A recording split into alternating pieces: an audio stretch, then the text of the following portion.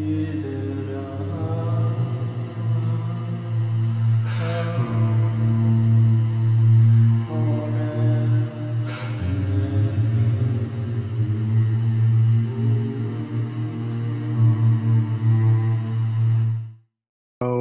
welcome to the show. Okay, wait. Mhm. Okay, go ahead. Where does this go after you're done? Like you On said, it's going YouTube, to be on my recorded. channel. Oh, it'll be on Yeah, on YouTube. my YouTube. Oh, Yeah, and I'll okay. share the link with you. Are you okay? Not looking my best self, but that's fine. Yeah, that's good. You sure? I'm okay. Yeah. Yep, that's fine. Okay, because I'm not gonna post it if you don't want me to. No, it's fine. Okay. Okay. We'll keep recording just in case, but if you change your mind later, I'll be like, Okay. I don't know how I'm gonna share the file with you though. Maybe I'll just put it on YouTube, but I'll put it as like unlisted or something. Okay. If you want, doesn't matter. Okay. I just like to get the practice as well. That's my main thing. All right. Okay, now I'm going to share my screen. Present now. Okay, I keep forgetting it's present now. Okay, here we go. So your first question was on like the path that you were technically supposed to go in. Uh-huh. And let's see here.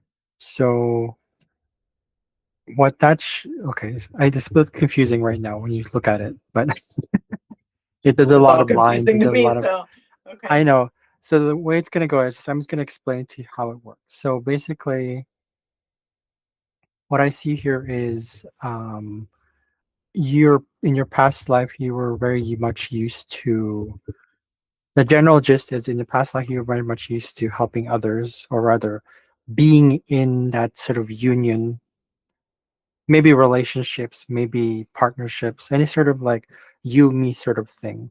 And now Uh-huh. your general lesson in this life is to kind of find your own voice, your own independence, your own sovereignty. Freedom is kind of a thing. And then I looked into your chart. This is called your North Node. So your Mm-hmm. nodes, rather, your lunar nodes. I don't know if you've Mm-hmm. heard of those. I have. I just Uh, don't know what they are, but yes, I've heard of them. yeah, so so they're in 15 degrees. And what happens here, I'm going to add a bit of, I don't usually do this, but I'm going to add the Dwads. It's kind of rarely done. It's from Vedic astrology, but Okay. basically it's going to go specifically into the degree of that sign. I'm still new to Dwads myself because I'm just like, I don't remember all of them, but like for example, if you have like 1 degree Aries, that's 1 to 2.5 degrees Aries around there. That is Aries. The next one after that is a Taurus feel. It's still Aries, but with a layered sort of like a of Taurus. So with 15, it's more your North Node was in 15 degrees Aries, but that means Libra. So you have that still that Libra feel. So you're very much you have that Libra feel like it's you definitely are still here to learn about how to communicate, especially which coincides with what I saw here right away in your chart. I was like, oh, Mercury in retrograde. So when you communicate, the tendency is like you doubt yourself. Mm-hmm. Maybe not as much as before, but you progress as you get older. That's for another chart called the progression Okay. chart. But this is just your birth chart. So basically, it's just showing me general, like what you were born with, the energy you were born with, all that stuff.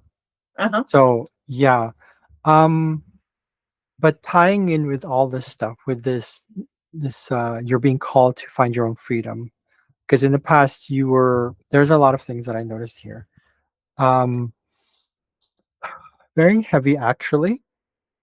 You were like a sort of okay. Let's go with. I'm gonna use my cheat sheet because there's some of these asteroids are quite new. Where's mine? So we have Egeria there. You can't really see it, but this is also for people on my channel. Just some people are curious. What's this asteroid? What's that? So um Egeria, let's go into actually another the other asteroids. Heimdall is Guardians. You know you Heimdall, you know from the Marvel movies, Heimdall. I've That's the never reason. seen That's them. No. really okay. That's really based on the mythology. Yes, he was a guard. He was like he protected the gates of Asgard. He was very wise, and he knew what to. He saw what he saw, and he was like he had clairvoyance. He had like visions. Um, and that ties in with your past as well. You're probably this sort of I don't know. It could be many things because it's in Libra. You saw you maybe you were some sort of like a leader. You kind of preserved um the piece of the harmony of like whatever area you were in, like a realm or whatever kingdom or whatever it was.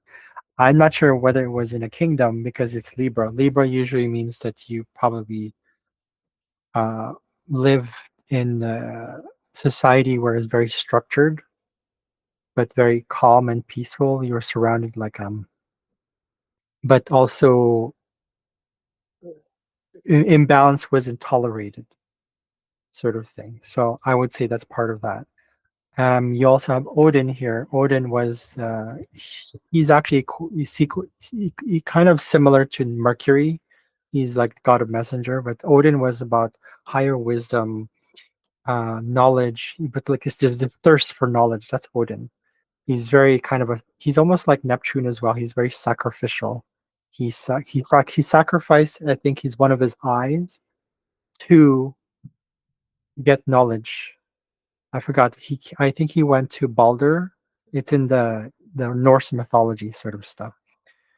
There's more to say about this stuff, but what I'm seeing here with the Heimdall Odin, at least that one, because there's several planets here. So in your past, you're probably this kind of like you knew exactly, like you probably either like a prophet or an oracle or a shaman or a seer, more of a seer than anything. Possibly. I don't know if you have those abilities today, if you carry those a little bit, Hmm. which is natural. Because this is the south node. This is all tied. You can't see the south. Oh wait, yeah, there we go. The south node. Um, so these are skills that you naturally have. It comes naturally to you. And compared to the north node, when we go back into the south node, it's so like, oh, I know what to do. I'm good with this. You know. The other thing though is that you are very much you you know how to be intimate with people, or at least you know how to be, and you kind of expect that in a way that's like natural for you. You know how to be close to people. You have this sort of ability to, um, it's really intimate. It's like non label friendships, relationships, companionship, even to the point where it's actually the homosexual, specifically lesbian. So it could have been that maybe it could have been that you were in a same-sex relationship in the past. We don't know. We can't tell. We'd have to go into handling. That would be different. Okay. Um, Terpsichore is another one here. Let's go back to Egeria actually. So Egeria is basically prophecy, sacred knowledge. Um, she was, sorry, a counselor and a consort to Numa Pompilius. It was Roman. This is Roman times. But her story is basically that she's just this counselor, sort of counselor advisor. She knew what secrets. So basically, it's similar to Odin. You see how there's a pattern here. It's very similar to that. Um, we can go much into detail with that, like what I don't know if there were. This is like, let's see, third house. Oh, okay. So it's all knowledge based. So it's not a problem. I don't need to go into the health stuff. Sometimes, depending on the house it's in, like this is the third house. The houses in astrology represent where in our lives. The planets are the what, they're the most important part, so to speak. And then the signs, all that stuff that we know about, is all about how. It's our costumes. We are the actors, the planets, and these are costumes. But mind you, when it comes to astrology, the way the charts work, the way I've seen it is that all the planets, everything pretty much in astrology, are all fragments of our self, are fragments of our divided self, because the universe is expanding continuously, right? It's expanding, it's growing, it's learning, it's knowing of itself. The moment it separated itself and understood that there's a self, apparently this is Teal Swan stuff. She Oh, said that, okay. yeah. Do you listen to Teal Swan? Do I you watch Teal I listened to her a lot more before. Lately, I haven't been, but yeah, I'm familiar with her. Swan? Okay. And he talks about the fragmentations and all that Yeah. beautiful stuff. So to me, the planets are like that. The planets and all that stuff. This is why when you are like when if you had a twin, I'm not sure if you do. I didn't see it in the chart. If you have a A twin, t- you're still you very mean a different. twin like I have a twin sibling? Is that what you're Like speaking of? twins, yeah, a twin, yeah, not a twin flame, but twin, yeah, Okay, got it. yeah, yeah. No, I don't. Either way, yeah, you're still going to be slightly different, right? So that's just Hmm. how it is. This is, yeah.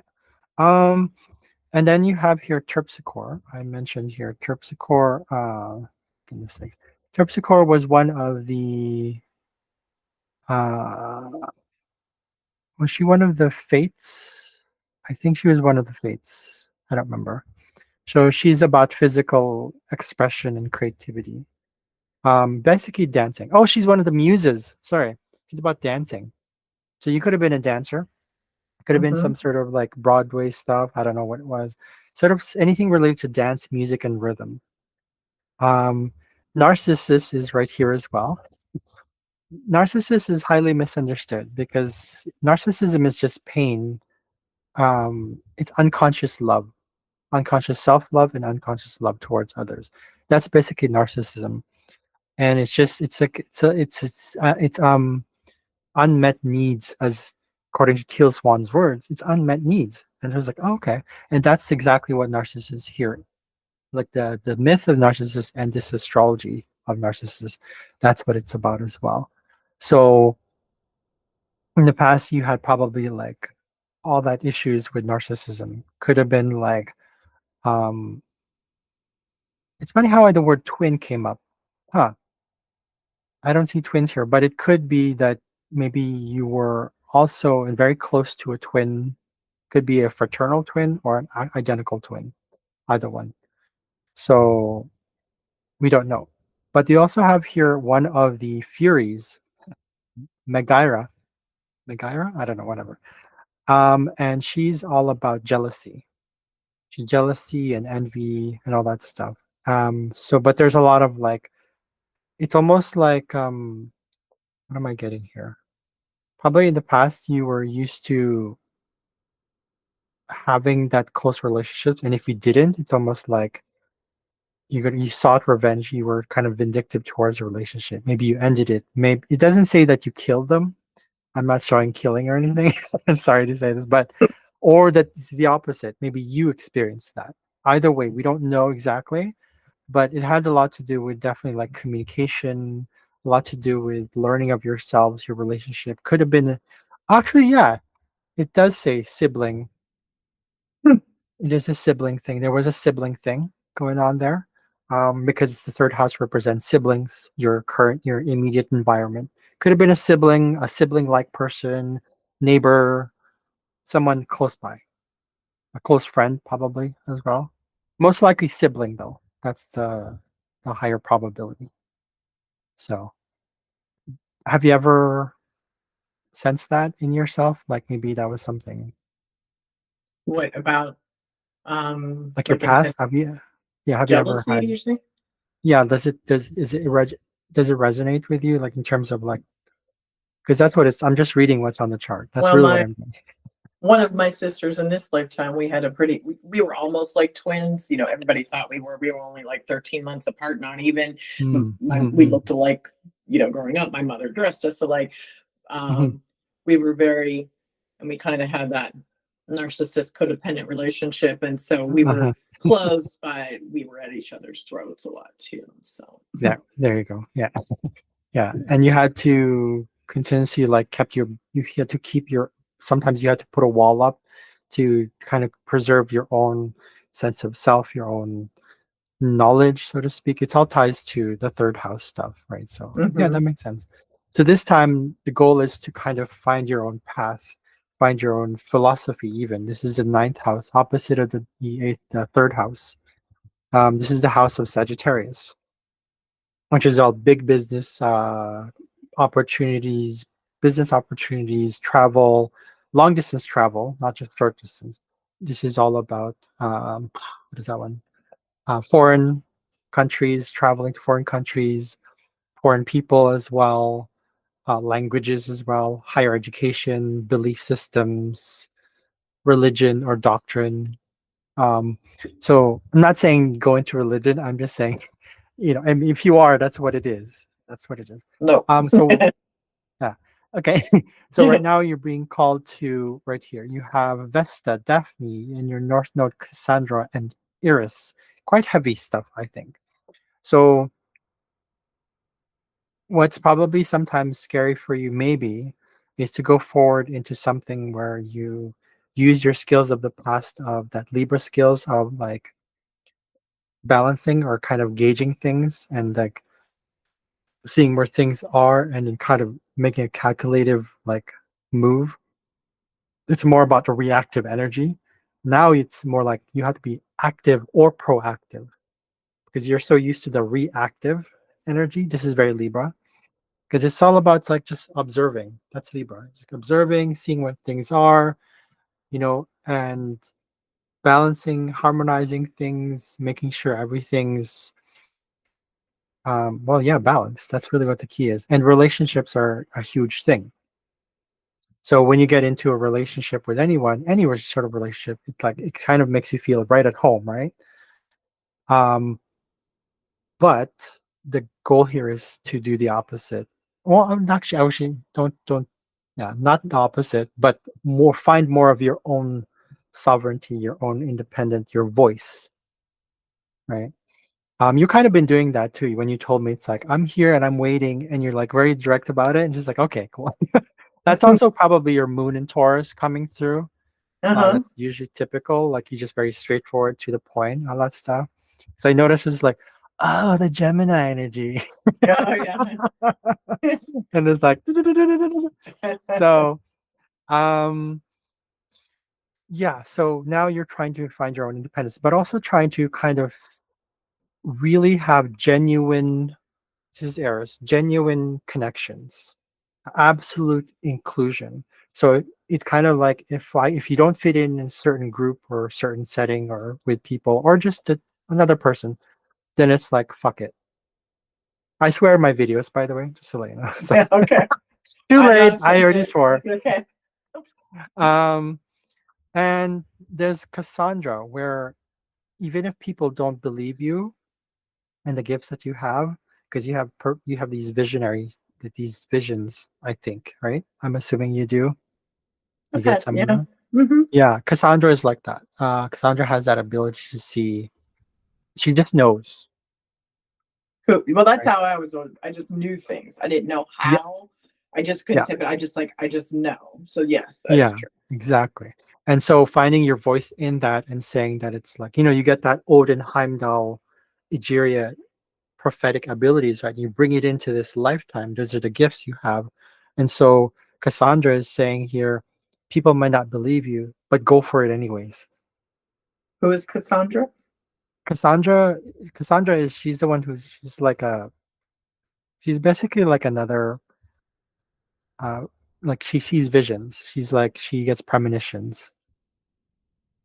I believe it's premonitions. Okay.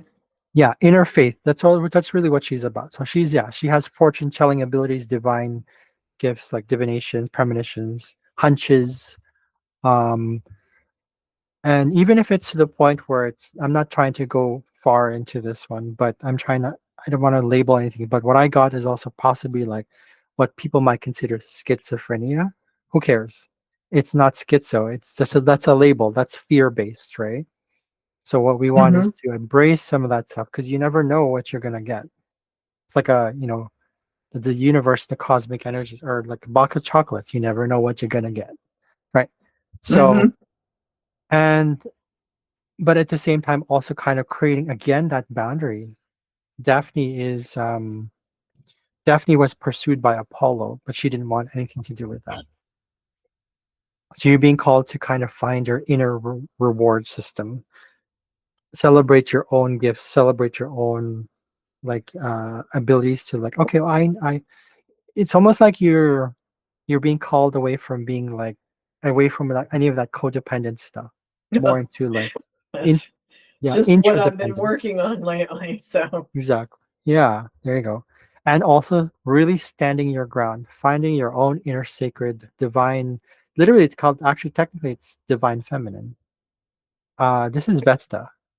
She's I love her because she's like in my North Node as well. She's hmm about the sacred purity within. Like she's basically represents pure virginity.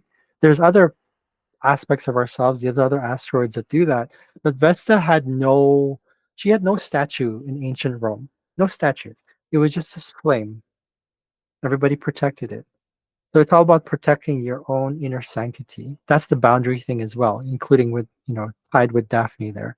It's like trying to really know that what you believe in is what you know, and that's what works for you, and that inner fire. And that's funny because it's in Aries as well. So inner voice, inner intradependence, like yourself. It not to say that you want to like say fuck relationships. I'm not saying that. I'm saying it's you know find relationships that let you be free, let you be you. Yeah, I'm kind of feel the same hmm way too. I have Leo North Node, and I have Vesta there as well. I also have Odin in my North nodes. I'm learning to be like my mind is more about being childlike. Yours is more about being independent, but also present. So there's a similarity between Leo and Aries, so I can understand. hmm Um, yeah. So that's what I get general gist of what's here. Do you have any questions? there was one, and now like I can't, can't remember. Oh, There was sorry. one. No, I that's talked. no, that's okay. You know how like you get one, and then you mentioned something else, and then it went out of my head, but It, I can't remember now. But if I okay. remember, I'll tell you. Okay. It might come back around. You never Yeah. know. Okay, cool. So one of the challenges for you, I would say here is 15 degrees. Is okay. One of the challenges that you experience is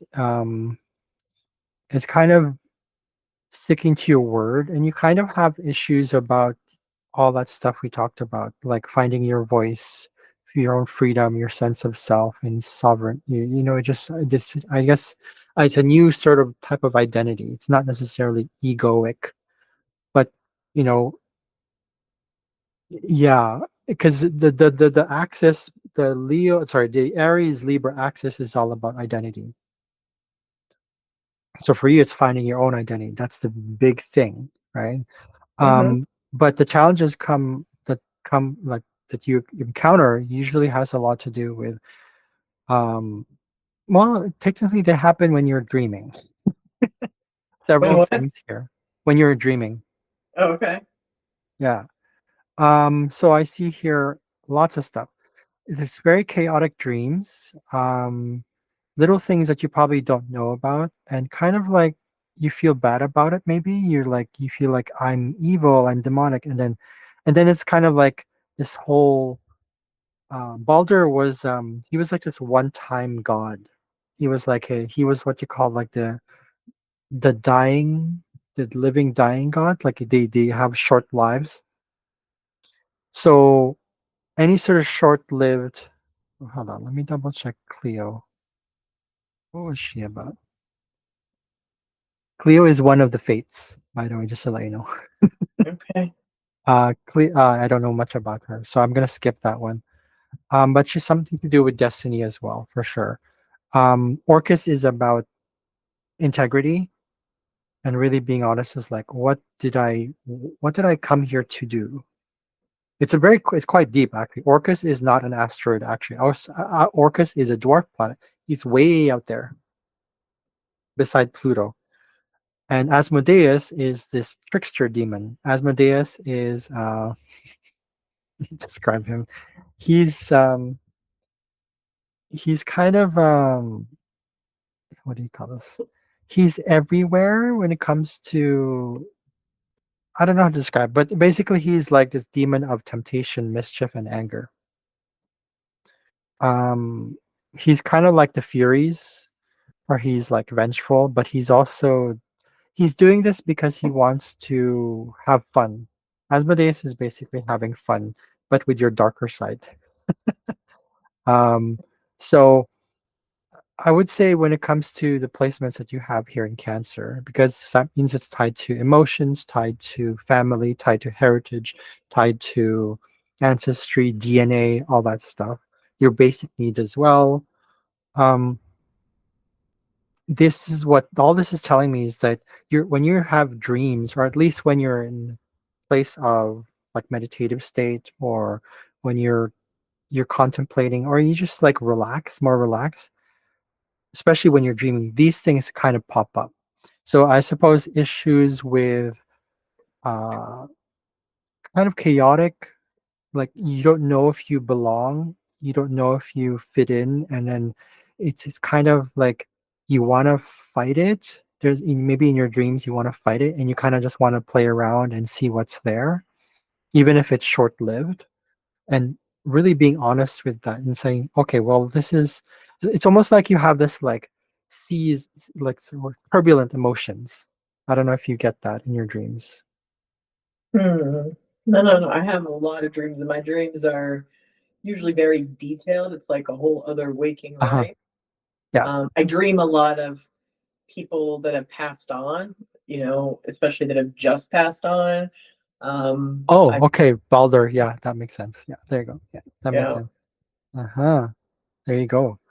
Ate is and more I have like chaos. had Sorry, some go ahead. kind of prophetic dreams before. Even one dream I had one time was I woke up and was so like, that dream was over 20 years ago, maybe 30, closer to 30. And I still never forget it till this day. Like, I woke up like that was like so real. So, Okay. I feel like they have a lot to do with shadow and how you take care of yourself and your health. Like maybe there's a part of you that doubts, you kind of get very technical about health. You get kind of like you see these things, and but you know that it's like there's something that I have to do. You see the connections between things. Um, but sometimes you maybe, I wouldn't say you go overboard, but maybe you have that darker side about your health. It's almost like you um sometimes you just like want to either do the opposite. Either you do like you say, I don't care about this shit anymore, I don't want to work on that, at least when you were younger, uh-huh. or you go the complete opposite. You go 180 and you say, I'm just gonna go commit to this. It's in Capricorn, so it's very much like it's focused on succeeding, it's focused on accomplishing something as long as it feels complete. Um, there's something else here because you notice how those planets are in retrograde. Njord, I'm not going to do that one, but there's some details that I'm going to reveal later. Um, eventually, if you have questions about that. Um, I don't know much about her. I believe she's something to do with like, yeah, I don't want to get there. I I Okay. I I have the planets here because these are full on the asteroids that I want to use. So some of them are still new to, some of them I've already used quite a while. So, but a lot of it is just like um shadow stuff. Lilith is about shadow. She's the one who said, fuck you, Adam, I don't want this. You think we're not equals and you just want. So when it comes to health, I believe it has a lot to do with oh, sorry, that what happened there. Lilith is, I want to go deep into Lilith here. Actually, Um, this came up, I do remember sure. in my demonic astrology reading, Mhm. and he told me to read Dark Moon Lilith. Ah, okay. Yeah, she's a lot about many things. She's like witchcraft. She has her carnal animalistic side, black magic, sorcery, vampirism, even menstruation, unwanted sex, fear of being raped, manipulated, overpowering, so abuse. She's like the equivalent of Pluto or Hades, except she's like she doesn't just sit around. She's just like, no. So she has a lot to do with because it's in your sixth house. I'm going to look into the medical astrology here a little bit. I'm going to Hmm. tap into it. Okay. Um, the reptilian brain, basically, but also with menstruation, like blood, any sort of blood related stuff, menstruation, your menses. Um, I don't know if that's affected you in your dreams. It's tied. It feels like there's something tied to the dreams. I want to see what Imhotep has to say about this one. Medical. So the left okay. I don't know. It's just like an inner knowing. I don't know, something to do with the part of the brain that's just you just know the connection. It's just the part of the brain that is very smart, crafty. Probably something to do with your the connections. I don't know what it is. I see. I now I have to update Imhotep. Imhotep right there. I don't know if you've heard of Imhotep. He was like in the Mummy. This Oh, he was actually a priest. He was an advisor or a yeah. vizier. Yeah. Um, But anyways, because it's in the sixth house right here, you can't see the sixth, but it's in the sixth house. So that means it's a lot to do with understanding connections and just like and knowing that there's everything is connected. There's a variety of things that might happen. I wish I got it to do Njord, and this is what I do all the time. I'm so busy with so many what do you call this? That's asteroids because I like to go deep.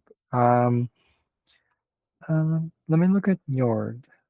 Um, Ill-fated marriage. Unnamed sister that lives in the seafaring, wind, fishing, wealth, and crop. Okay, so something to do with flow, like fertility. Did you have issues with fertility?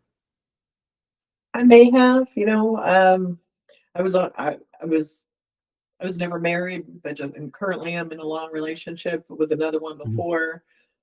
The mhm, last one I used birth control, and now, I mean, yeah. even though I'm typically menopausal age, I'm still having a period. So you know, I don't know if I ever did, Okay.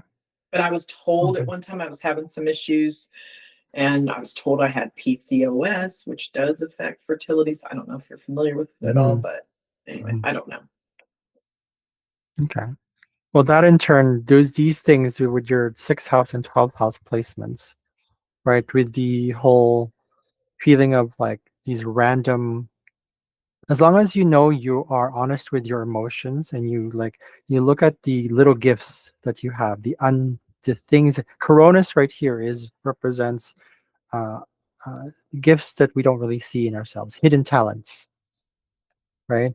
So when you work on those and you learn to um find that in yourself, that like inner truth that is like, okay, I think I'm going to work on this one. It feels like I'm being called to this. Okay, then I'm going to tap into this one and just, just enjoy the moment. And that's what it is. You're being called to just enjoy the moment. That's Aries, right? And at the same time, how that ties into your health is that when you get in things into the, sorry, when you get into things that are like, that become habit or routine, that you kind of don't lose yourself in those. Because this is the sixth house. This is the house of unconscious routines, things that we just go, it's work, right? So, and we don't want to be in that situation where it's like, it's okay to be unconscious. It's called sleeping, right? But that's And fine. I love But sleep. yeah, so when right, that is your moon, yeah. So when you have that, so it's one of those challenges that you go through, which means that you have to somehow like you're one of the challenges that I find here is that you're trying to find a connection in things and what how they're related, and is I think maybe you're also trying to be more natural with your health, like you're trying to find. Yeah, that's Hmm. right. Yeah. Yeah. um, and that in turn will uh, determine your fate, so to speak. Your Cleo is part of uh, the fates, yeah, the Moire. That's what they're called. Um, Again, I don't know her specific role. I think she was one of the she's the past or something like that. Uh, Let me double check here. I actually So wrote down. all Yeah, these go ahead. people you're referring to, They're planetary. Like, what are they? They're just some a lot of them are asteroids that I work with. Some are just the main planets, some are dwarf planets. But the point is they're all considered planets in astrology Okay. and they all represent an aspect of ourselves. Okay. Yeah. I does yeah. Is that I hope that's okay. Yeah. I Yeah. don't know. Okay. So Cleo, I forgot what her role is. I have here Cleo. Okay, I don't know. Never mind. Never mind. Something to do with fate. I don't know, either the past, present, or future. But I believe it's something to do with your present. Probably. I'm not sure. Or the past. I don't know. I don't know. You know what? I don't want to guess. Cleo Myth. She was. She's not the fit. She's not one of the fates. Sorry, I missed it. I missed it. Oh, she's a okay. Okay, it's still the past. I was right about the past. I was like, Okay. how did I know that?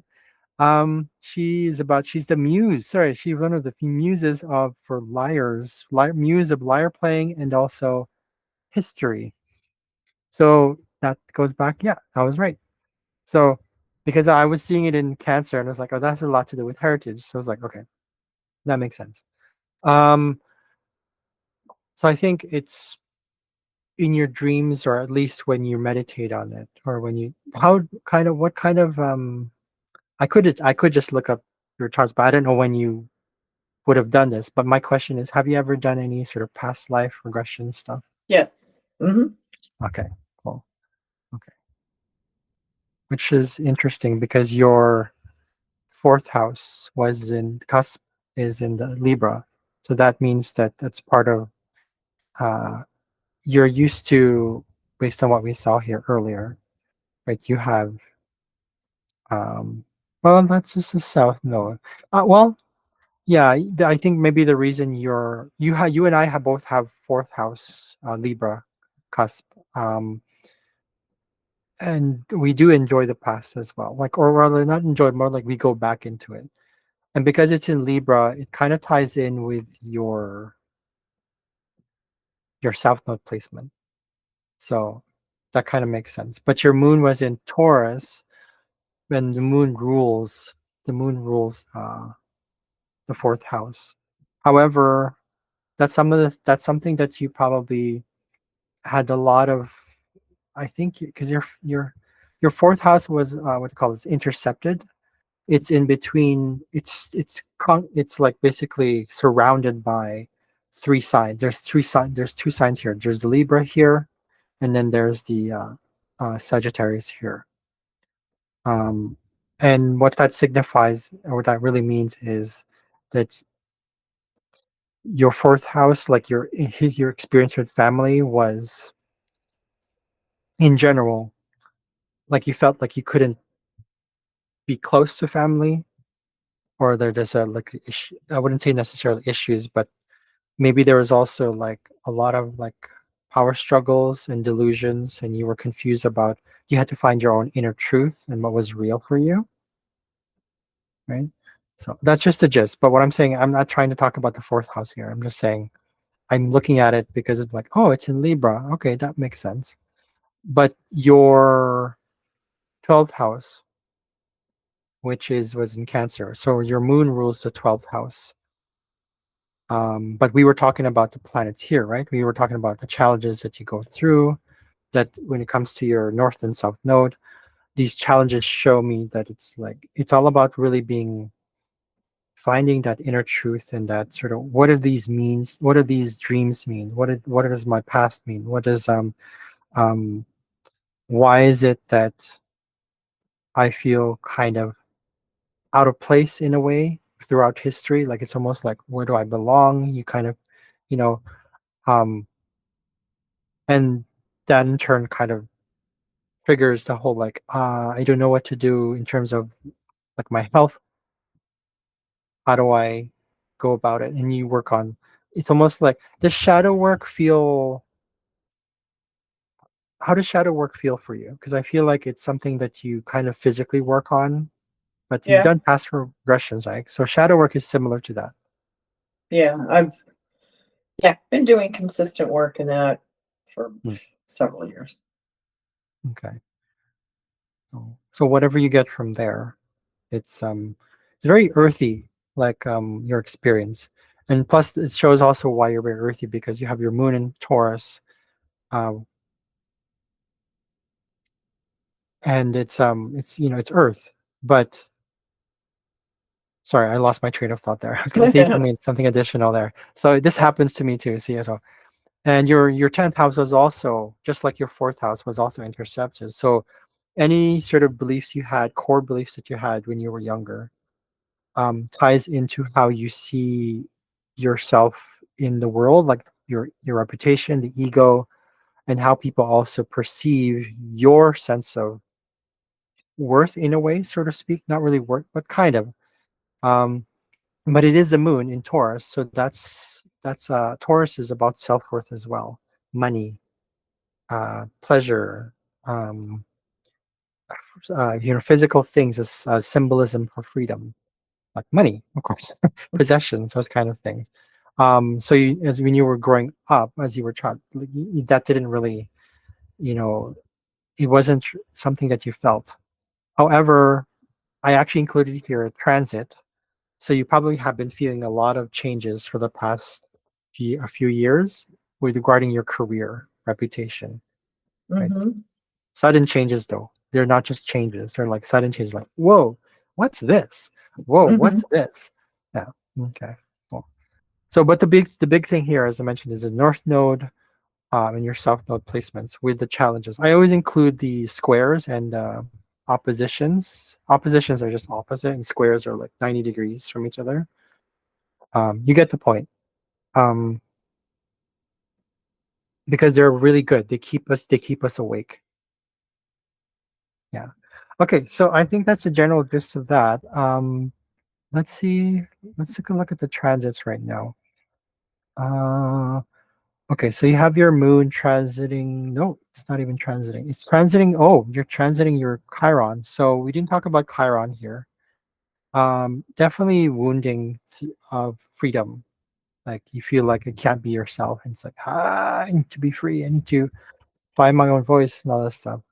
So when you have the moon, it's transiting it right now. So that means that maybe past emotions are coming through, like getting you're feeling a lot of things that come up again that's related to family. And this happens almost pretty much every year. The moon is the fastest moving planet in astrology. So it's natural that you go through your wounding and you're reminded of it every single year. And that's okay because that means you grow and you grow and you grow and you grow. There's this. Did you see the video with Teal Swan where she talked about we think that we're falling back or we're falling? What is that? We're kind of like regressing, but we're actually not because the way it works is we see things in a linear fashion. But what she Hmm. says is that's not how it is. It's actually kind of spiral. So Um, we see it this way, but actually it's like a spiral. It goes this way, round and round and round like this. So when you go back to that same point where you had this experience, you're being reminded of it in a way so that you can actually get better at it. So that goes the same for like any of the any of the positioning in the chart, especially the transit, things will come back. So you probably had maybe a motherly figure come in, and or maybe just general people that kind of remind you of like, ugh, it's like I don't know, maybe they depend on you. They feel like you have your midheaven in Aries. Um, Oh, it's not working right now. So you have your midheaven in Aries. So that means you probably perceive it as though people want you to take the initiative. Yeah, they want me to what? I'm sorry. take the initiative. Oh. Not sure. No, you don't feel like that. Okay, okay, that's how it is in my chart. That's how I see it. Oh, maybe because Say, like I have resentment over it. well, I've been working on that, but um, like now at certain times, like the things you say, it's kind of like slowing way down. I don't know how to explain it. So Oh yeah, maybe I didn't hear that the yeah. way. So can you say that again? Like what I feel about?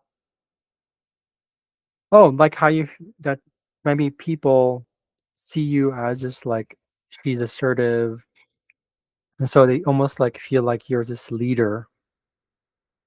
Oh, yeah, yeah, Hmm. Okay. yeah. Cool. That's happened. Yeah. Hmm. Okay. Cool. Well, that's fine. I thought I was gonna add more to that, but oh, actually, mm, you have a transiting Clio and EOS. Maybe you're learning new things about the past, especially regarding like what you learn about your family, maybe things about relating relative to maybe not just the past but your ancestry. Maybe that's why you got into the shamanism stuff, right? So Hmm. yeah, so think this is what I'm seeing here, that it's like it's going back to your past, it's going back into, but you're learning more about it. You're constantly like, okay, this is it's almost giving you this sort of like, maybe in a way it might feel refreshing.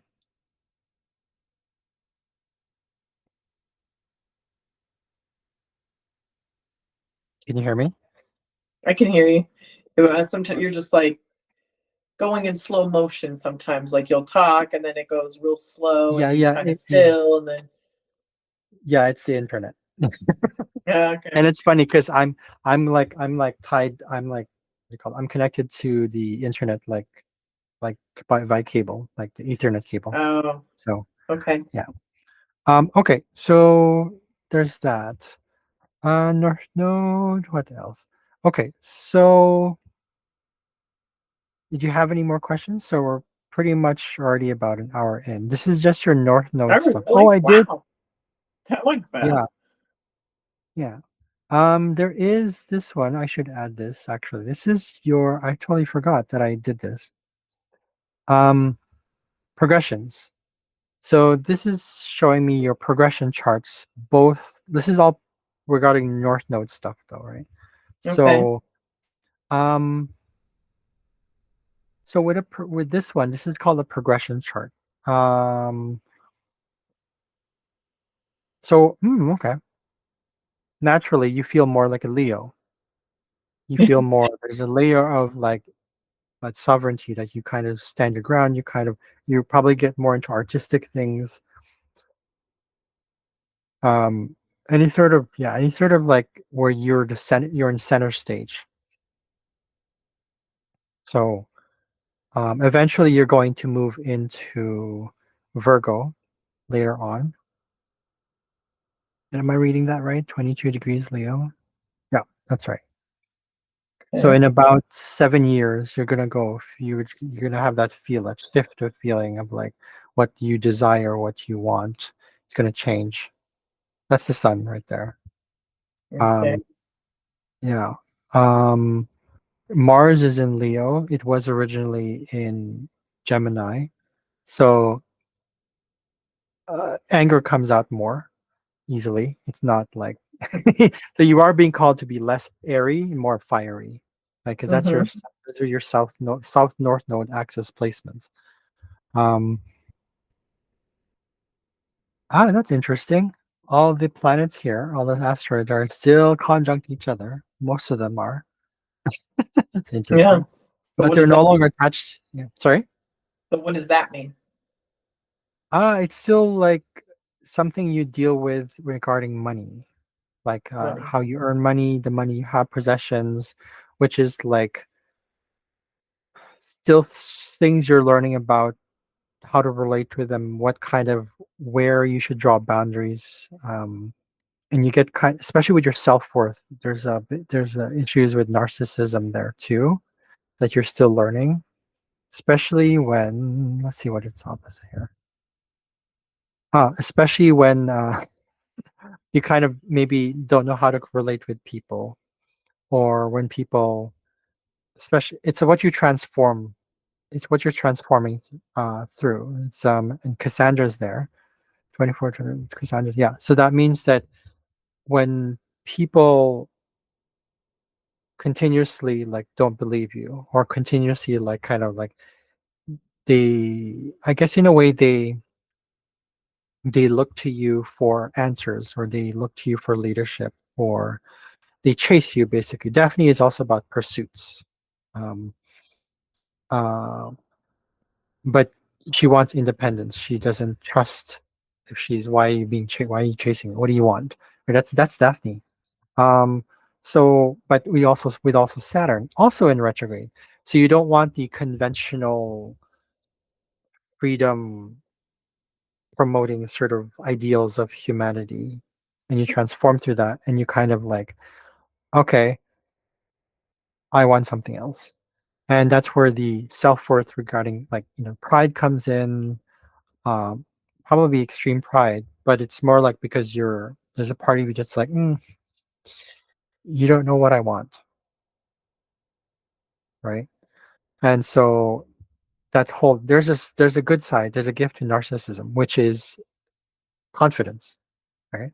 So confidence in your own self-worth, and kind of just like, maybe part of you still wants to like, you know be vindictive about it and like pay back, and like, it's like, if you said this, and okay, then fine, right? So it's kind of like that. It's okay, that's totally fine. I understand what that's like. I get like that too.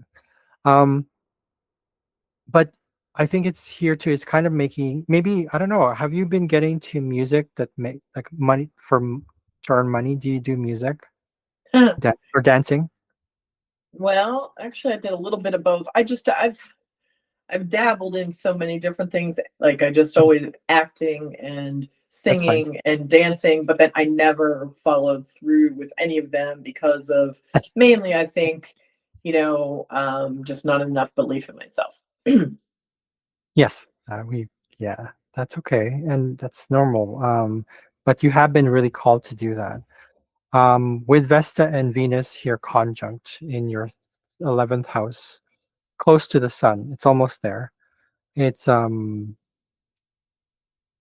it's kind of like knowing where you are in terms of how you relate with people, your relationship itself. Like knowing, is this what is true for me? Is this what makes me shine? That's Leo. Is this what makes me feel good? Am I speaking from the heart? Am I connecting from the heart? Are we connecting? Literally connecting, right? Because you're so used to that. Your South Node, the Sappho there. Oh yeah, Sappho is all about like real intimacy, no labels, right? So,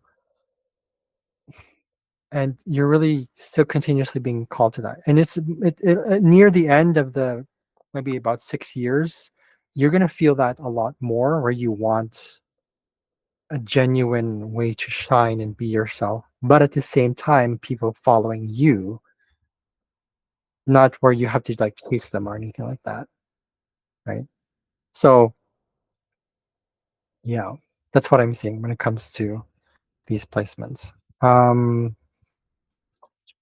Again, this is still general. This is how much you progress now. So you're still going to be yourself. You still have your moon in Taurus, and you have your moon in Taurus here, which is, so it's the same thing. However, it's a little bit more heightened. You're definitely, you have a more stubborn streak to you.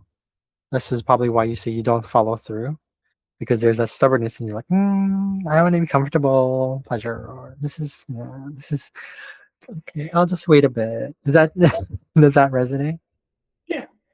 Okay, cool. Um, so yeah, but it is square. Your moon and sun is square here, so that means sometimes you s- you have these challenges on kind of figuring out what exactly it is you want. Not that you are indecisive about it, possibly, but it's more about, um, it's sort of like you're working with the ego, and at the same time, there's a part of you that calls you home. Whenever we work with the moon, it's where we feel whole at home and ourselves. It's actually in the fourth house where we feel that. here, because Sagittarius is in the cusp of the fourth house, there's no planets here right now, not in this chart at least. Um, Probably like you're now open to traveling or taking risks or owning your own business. I think that's why you're in FDP, right? Or Yeah.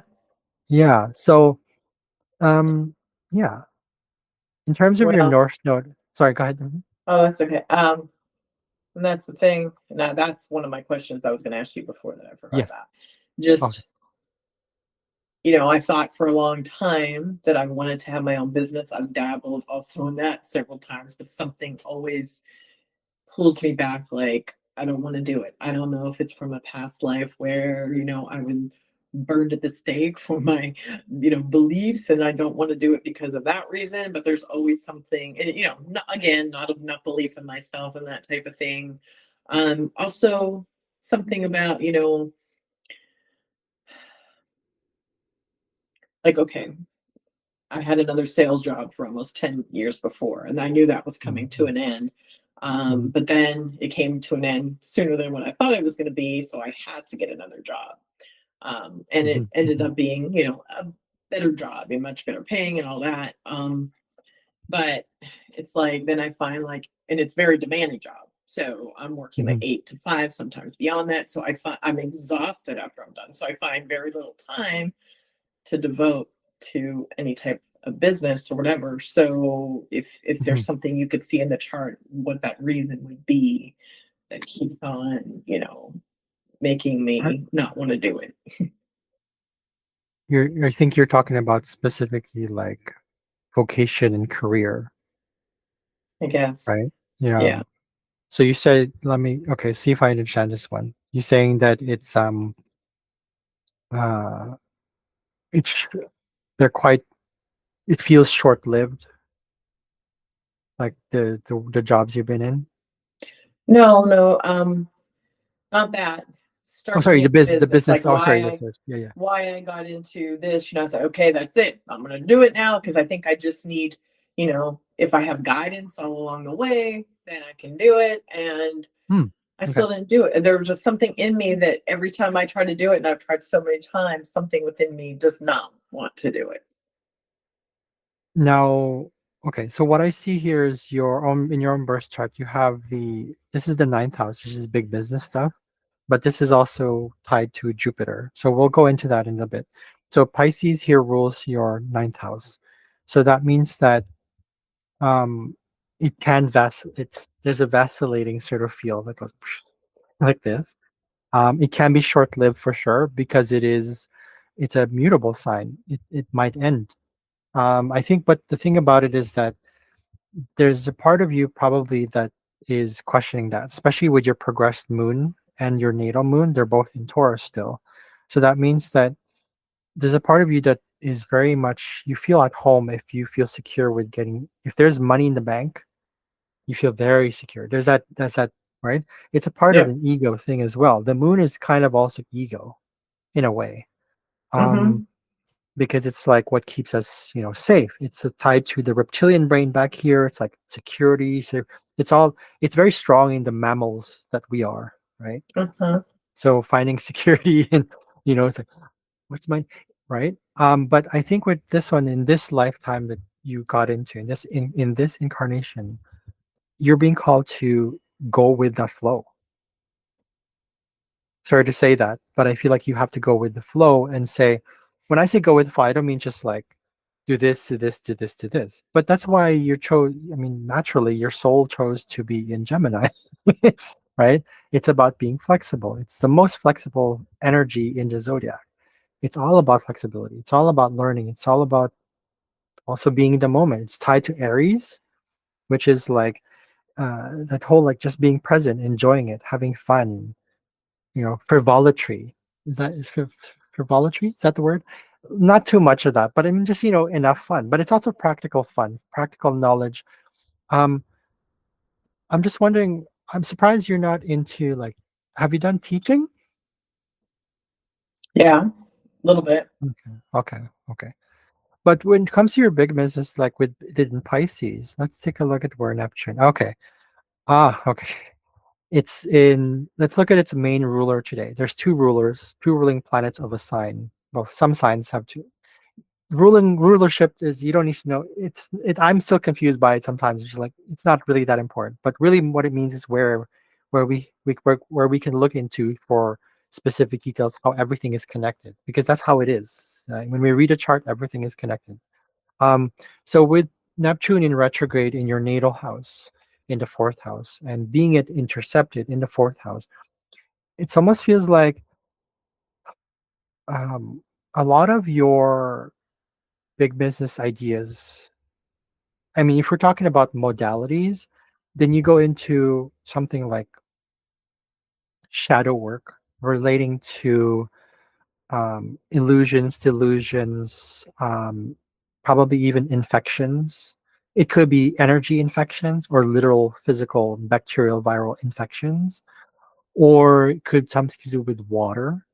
Shadow work for sure, because it is tied to uh, Scorpio, and it is also tied to things that might be seen as taboo, power struggles, anything to do with power struggles, disempowerment. Like go deep into it. I would say like if you know issues with, I don't know, any form of disempowerment. Can you tell me about that? Um, If you want to share it here, you don't have to. tell But you can you about it in what regard? like do you have you probably had experiences? I don't see here that you did, but maybe witnessed it. Um, I'm not sure. Right now in this chart, I'm With not seeing power it. Hold on. struggles? Yeah, like not necessarily power struggles, direct power struggles. Because I don't see it here. Ah, you did, or at least you probably still have when it comes to self-worth. Your Pluto square 20 degrees, square Mercury. So yeah, power struggles with communications. Like there's with communities that you're in, groups or societies, boss, like when it comes to money you earn from your boss or an employer. Mercury in retrograde here, it's like you're questioning it, and then there's like power struggles with how you express your self-worth.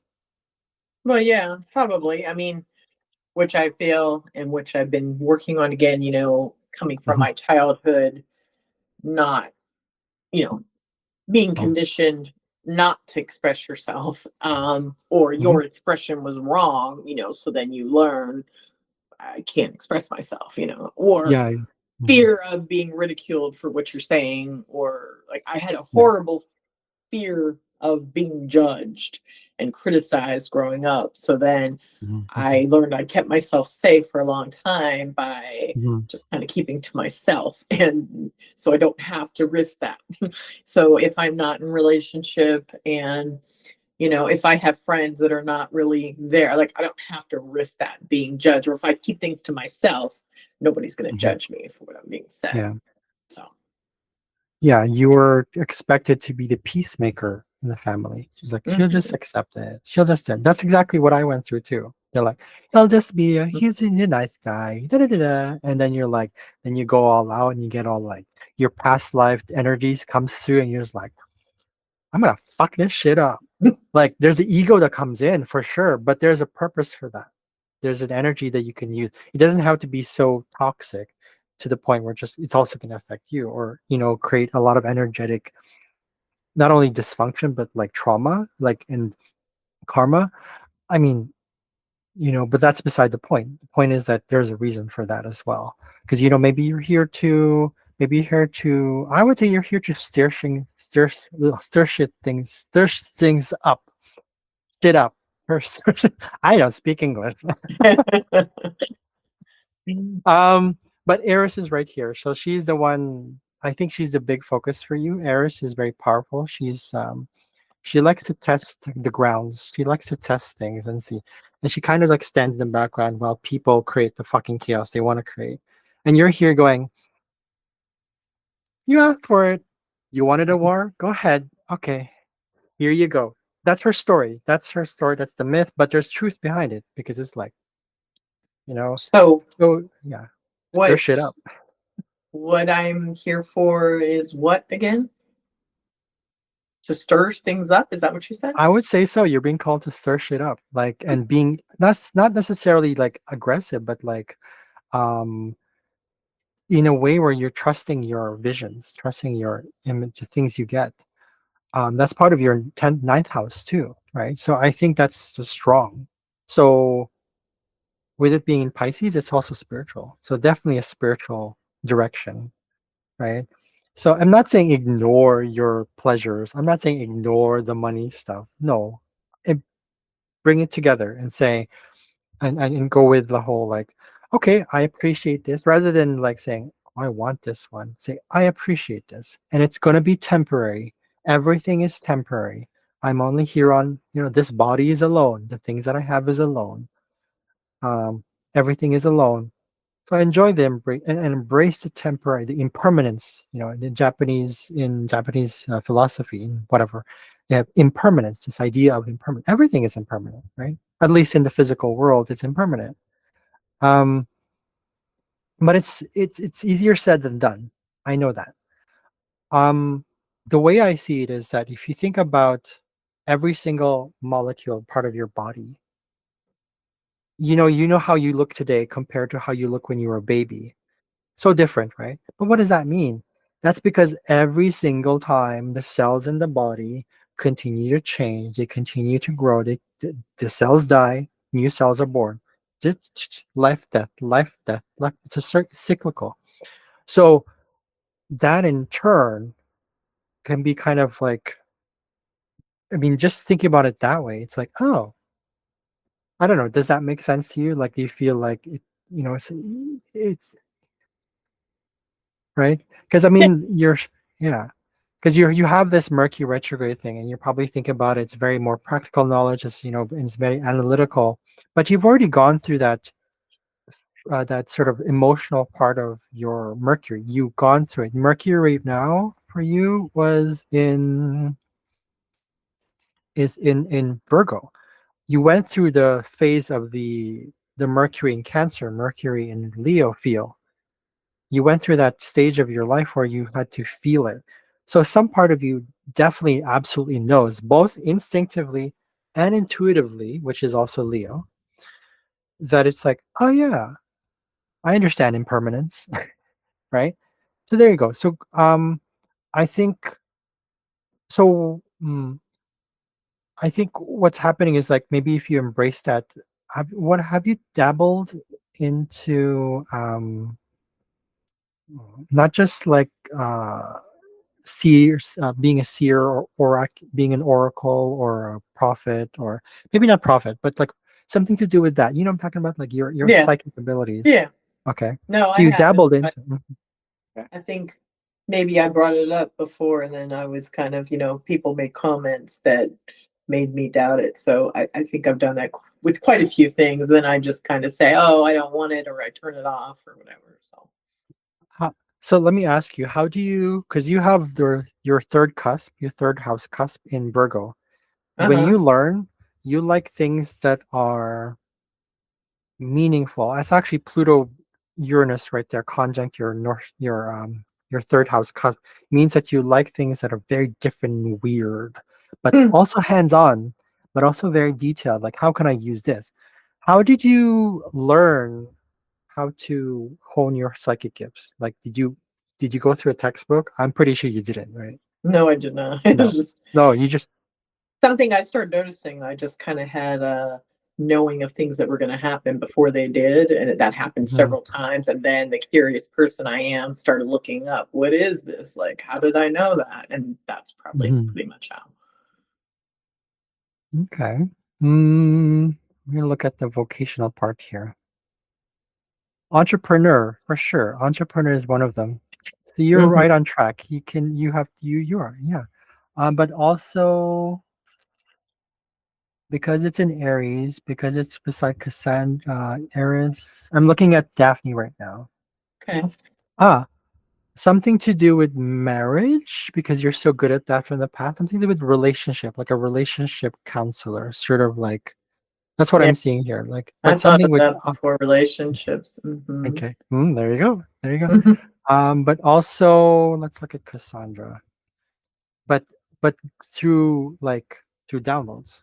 You don't want to just like this is my idea. No, I mean, you know, um, so divine gifts properties. Yeah. So basically, anything to do with your psychic, even go beyond psychic. Go to you can try being psychic. You can try tapping more into that, into even channeling, Mm-hmm. because there's psychic abilities, which is just like here and in Mm-hmm. person. Then there's mediumship, which is a little bit outside because it's past the veil, this life. And then channeling is even beyond that. So, but you don't want to go jump the gun and be like, okay, I'm going to go into channeling right away. But you never know what's real, right? You never know what's going to work. Um, with that in mind, like, have you found anyone online or in person that teaches all that stuff, like any course? Not that you would want to do that. So, I know Mhm. No, it's I up to haven't you. really looked into it at all. Okay. Mm-mm. Okay. I think go with the trust your intuition more because you have Mm-hmm. a lot of let's go back here. You have a lot of air. You have quite a bit of yeah, you don't have enough water. You need more water in your life. You need more to go in touch with both the intuition and instinct. Mm-hmm. Both. That's water. And just go with the flow, right? And that makes total sense. You're saying your ninth house cusp, right, is in Pisces right here. So that means if you're talking about big business, that means hone that north node. Go into that. Follow the unknown. Be okay with it. Little things, step by step. That's how you learn too, right? So a little bit, step by Yeah, step. But that's how I. embrace your in. Good. Embrace your inner weird. Embrace the one other thing. Embrace your powerlessness. I know that's kind of weird to say, but maybe because I've been learning to do that myself. Like where it's like Mm-hmm. you lean into the powerlessness and be like, what else is there? You really lean into it. Since you've seen Teal Swan stuff, have you done the completion process? Or at least the parts work? Have you done parts work? I have not. Like I said, I have not watched her in a long time. I Oh, okay. That's fine. earlier on, I used to watch her quite a bit. Then you find other people, and they don't show up in your feed anymore. You kind of forget about them. But no, I haven't watched her in a while. Okay. So Well, I'm what's it not sure. called? I mean, the completion process. It's a Uh, book, but she talks about it and she has like videos on it where they go into like um literally go into memories all the way from their inner child. Because if there's okay. something blocking you from an older life, Mm-hmm. then you can go into that. That's more of an inner child thing. Okay. Um, I'm still new to channeling past lives, but I have channeled three, no, three of my past lives. Mm-hmm. One past life of a friend.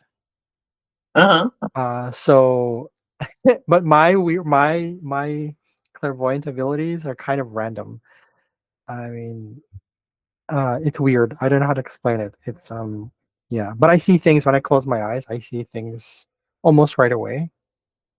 I just think it's like, is that my imagination? Well, maybe it is, maybe it's not. But either way, I see things that I'm like, who are these people? What is going on? What's going on here?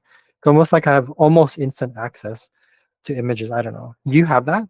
I'm pretty sure many people are developing their ability. Um, like I said, I think I had in the past. I think I kind of learned to turn it off. Yeah. But I'd like to get it back again. Mm. So, how do you feel about like? So when it comes to, I didn't really complete. I don't think if I completely answered your question regarding like if there's something blocking. Yeah. I think that part of you definitely feels like because of your past, um, that there's I don't know, um, issues about like betrayal. Mhm. Yeah. I would say, yeah. Yeah. But if you go through it, what let's go through it on a surface level. Like, what is betrayal? Mhm. You're asking me? How do you feel? Yeah. What do you feel it is? It's just, somebody you trusted, breaks that trust by, you think that they're there for you listening to, and for example, maybe they talk behind your back to somebody else and you find out about it. Or, you thought that they were with you, they kind of, led you into that, and then all of a sudden they want to break things off, just not being able to fully, you trust them, but they do something to break that trust. I don't exactly know if that was, Okay, a good way to that's put it okay. in words, but something That's like that. fine. Hmm. But trust is an energy, right?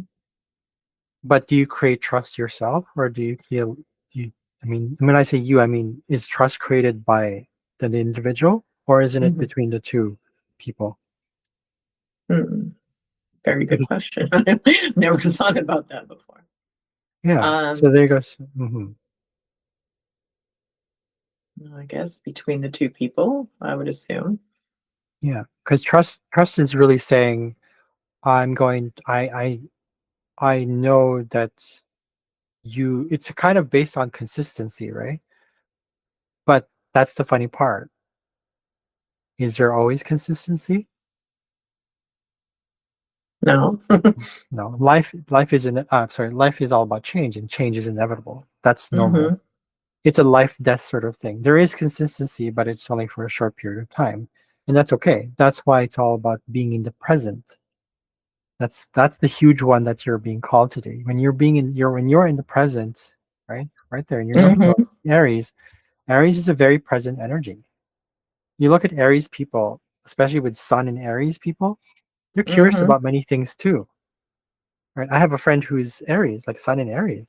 He's like everywhere, and I just like I don't judge him for it. I don't just like okay, that's fine, you know.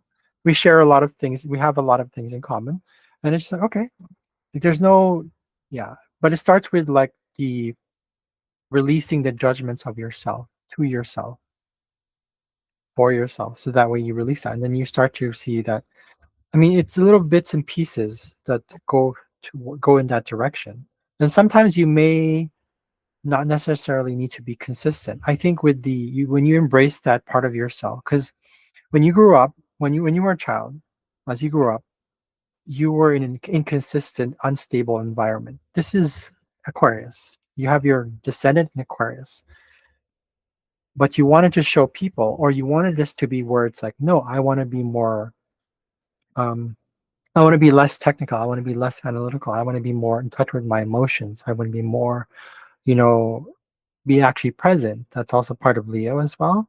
Be more childlike. I want to connect more. I want to have fun, not be too serious, right? And but I want to focus on me. I want it's always about the service to others. That's how you grow up. So there's your subconscious, partially like part of it, at least part of it, was suppressed. Therefore, I don't know if you still attract people who are very distant, unemotional, maybe not exactly unavailable, unpredictable. If you still attract some of those people in your lives, that means there's a part of you that needs to go in there and accept that part of yourself and see the gifts of like your own weirdness, right?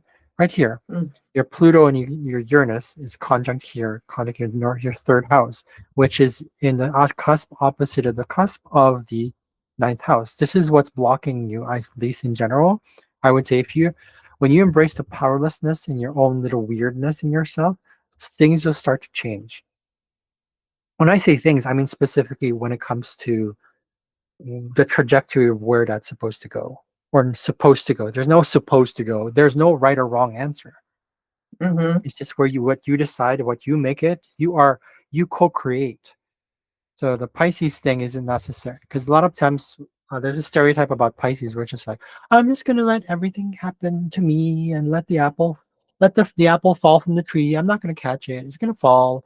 In God we trust. Blah blah blah. All that Pisces energy is like no, it's not really what Pisces is. Pisces is just being flexible. Pisces is just adapting disillusion. It's also about breaking down the things that don't work anymore and then being open to the new. Pisces is about transition. In the original structure, if Pisces were here, which is usually Pisces rules the 12th house, transition into the first house. So what that means is just always a sort of like it's a birthing process as well. The first house represents your ascendant rather represents what your birth. So how that ties into Pisces here, it's that same energy, right? So allow yourself to birth and create whatever there is that you get called to do, and trust in the guidance, trust in the signs that you get, little signs. I want to make this more earthy though. I would say trust. Have you ever tried just asking for signs from your guides? Just say, and really breathe in and go into the body, right? Yeah, I've Um, done yeah. that. Let me ask you this. Have you heard of the Wim Hof method? I mentioned it earlier, but have you heard it before today? What's it called? Wim Hof. Wind. Wim, like Wim Hof. He's Dutch, so Okay, so Wim Hof. Yeah. no. He okay, so he does cold showers, and I know that's kind of scary for some people. Maybe that's like, comfortable. I would say try getting into it. So I don't know. I'm not saying this is an actual advice, but I would say because for me, what the cold showers have done, or at least it's not about the cold showers, it's the whole process where you open up the capillaries, the veins. What else does the breathing do? There's the breathing part. So it opens up the veins. It raises the pH levels, so you become more alkaline. So it helps with healing. It helps with pain. So it's a painkiller. But Uh-huh. it also brings oxygen to your brain. And then and as you do this, as you make it as sort of a, as consistent as possible, you make it a routine, which is that ties into your right here, right?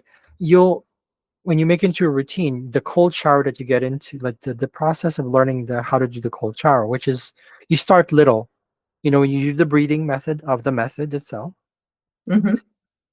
and then you go into the shower area, you do warm first, and then when you're ready, go straight into the cold, and you hear that shock, right?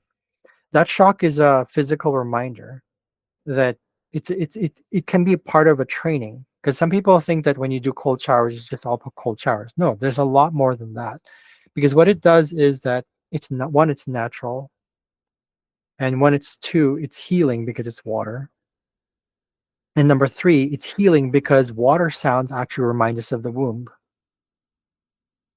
and because it's cold, it teaches you to be in touch with that trauma, that traumatic, that it's the body recognizes trauma. But what happens with humans, unlike other animals, we've forgotten how to release the trauma on a physical level. That's why it gets lodged in, it gets stuck in the subconscious, and you're like, wants to come out, right? So that's why we explode sometimes. We hurt other people through our words, through our actions, through our intentions, the energy we have, the emotions all those things. So how the cold sour stuff has helped me is I actually sense when I'm getting like guidance because of the cold. It's warm, the warm feeling. I don't know what it is. I call it goosebumps, but I feel like whenever I feel that energy of like the cold helps me to get in touch with that on a physical level.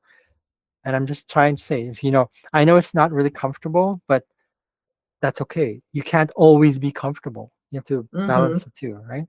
Yeah. And you know about the balance. So there you go. So um go with that. So that way you can also see it's like, oh, am I getting signed? It doesn't have to necessarily be like a feeling, but trust it as well. It's all about Uh-huh. trusting. How have you been working with trust? What have you been doing with that? Like, how do you trust more? How do you feel? How have you been working on it? Shadow work? What? Well, just basically so many different things will come up and then I start working on that and then I start going to something else. But Mhm, actually there's this part that I'm reading in this book and I just, try to read it periodically about, trusting more. I also did something, I'm doing a lot on codependency right now because even though I've attracted a lot of narcissists to me, I've had a lot of mhm, narcissistic abuse. I mm, never really flipped the other side of the coin and looked at which I knew I played a role in that, but also my codependency. And, that's the way I've operated in my family ever since, I came into this world. And I think mm, maybe even because, you know, all this unprocessed anger from that narcissism, even though I've done other things to heal that, um, that maybe I'm not. that giver that I used to be because I feel like I've done it so much and I got my heart broke so badly that I don't do that anymore. I'm not that Mhm. people pleaser. Now I'm just kind of more Mhm. Mhm. neutral. Okay. All right. Is there a part of you that's blocking um because the energy of Aries is kind of like that renegade energy, daredevil. Hmm. Is there a part of you that is there a part of you that you feel if you were ever to meditate on this, is there a part of you that resists that? Is there resistance towards being courageous? It's also your here in your son. That's what it's showing me. It's like that's what you wanted to show people, but it was in a way when you were younger. It was in a way a retaliation sort of you did it because it was like out of resentment rather than something like, oh yeah, I can be rebellious, but where it's not hurting other people. That's the Hmm. service you need to give. So one of the things I've been learning myself is not to,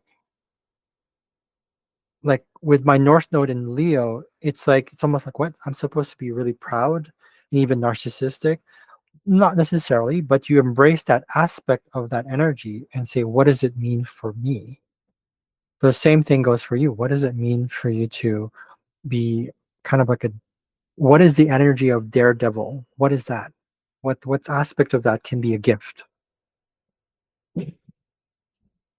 right? Yeah. Uh, So yeah, because I mean, your soul wants to try and be like test the boundaries of things and be honest and completely like Eris is really strong here. So and also standing your ground with that, but not at the point where there's a difference in energy when you can feel it in the body, where there's a difference between um standing your ground because it's all like fuck y'all, or stand your ground and be like, okay, well, that's who you are. That's where you are, right? It's like a rays. It's like the rays of of sun, the sunlight, right? There's different parts, like different roots of the tree. It's all hmm. separate. We're all the same, but we're all different. We all hear. We all. It's kind of like an organism. We are an organism of an organism of an organism of an organism of an organism, or it goes. Yeah, it's expanding. So naturally, what it means is like it's not so much about we play our role, but it's also, yeah, in a way that's that. So whatever you get called to do, I would say experiment with it. I think, have you been afraid to experiment at times? Probably, I'm Okay. sure. Yeah. Why do you think you were what was the resistance? Can you feel it in the Maybe body? Where was just the feel fear of failure. I mean, I think early Mhm, on I really had that. Um, I just had so many dreams and I never thought they'd come true because I grew up in this little town in Ohio and then I got to mhm, go and, be out in uh, LA and Vegas and try these different things that I never thought I'd have the opportunity to do. And I tried them, but I felt like I failed at them. So then, the embarrassment and shame because of that. So that's like, okay, it keeps me mhm. safe if I don't try anymore. So, well, let me ask you, how many times did you make attempts of the same in the thing?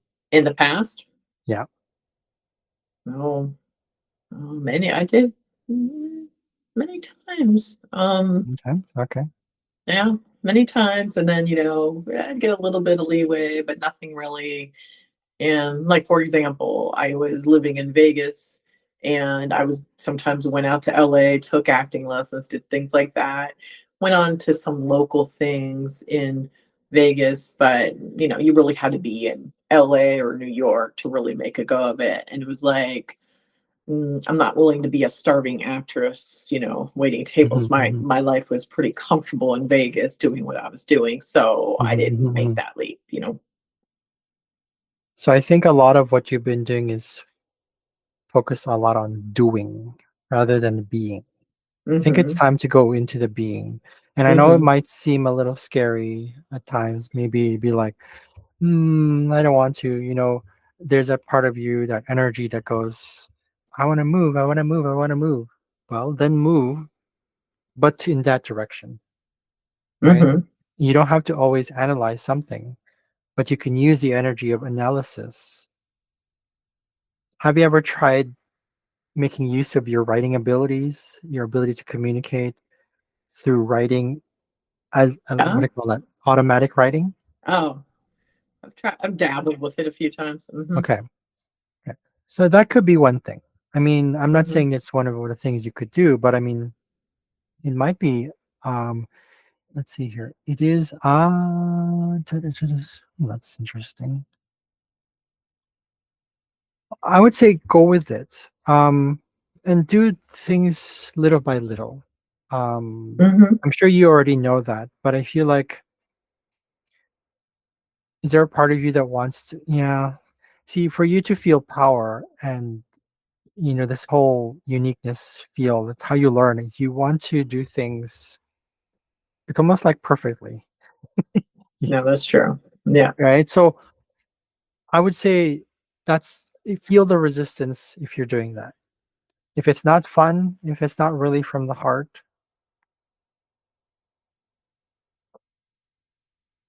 if it's not from the heart, don't do it. Simple as Yeah. that. I mean, it's Okay. easier said than done, but it's practice. The other thing about the cold shower, the reason I mentioned a cold shower is it helps me continuously up to this point, up till now. It's still helping me to really surrender. The colder the water, the more surrender you are taught. And I mean, instead, I think about dabbling is I think that we think that dabbling is sometimes like, oh, I dabble in it as if like it's a negative thing. It's like, no, it's dabbling. But how can you use dabbling where instead of being like dabble and then forget about it, what else can you do with the dabbling? Can't you just go back to it and dabble back? Right? Yeah. There Mm-hmm. you go. So maybe you don't maybe because if you're sacrificing an aspect of yourself just so the world can no longer judge you, that's not good. That's not healthy. You Mm-hmm. have to Yeah. embrace all aspects of yourself, all of it. So that means when it comes to dabbling, yeah, just go back to it. Is there another way you think? What do you think? It's this energy of dabbling, like temporary stuff. See, that's right there. That's an example of you being like, "Oh, I'm dabbling in it because I know everything is impermanent." Deep within, everything is impermanent. So I'm going to dabble in it anyways. But the key is it fun? Is it fun? Meaning, is it from the heart? Is it inspired? And I mean, that's it. That's really what it is. That's the core things. Are you in it? Right? So if it feels like that, if it feels exciting, you feel like there's no pressure, you're not feeling like you're being bullied into it, you just really, go with that. And really like, I don't know, I mean, you're still learning to stand your ground and like kind of be in that, state of like sovereignty. Like I said, we talked about Vesta, but it's, use the energies that you have and say, like, for example, tell me about what happens when you have resistance. What's the first thing that you feel happen? Resistance to anything. Right. I What guess I just happens? want to back out of the situation and Ah, do okay. something else. Yeah. Okay. Why do you think I mean, besides the fact that maybe it's discomforting or um what are the reasons beside discomfort and fear? Like, I mean, I want to dig deep into this. What is going on there? Like when you feel like you have to walk away, what is going on? What is the emotion coming through there? Um,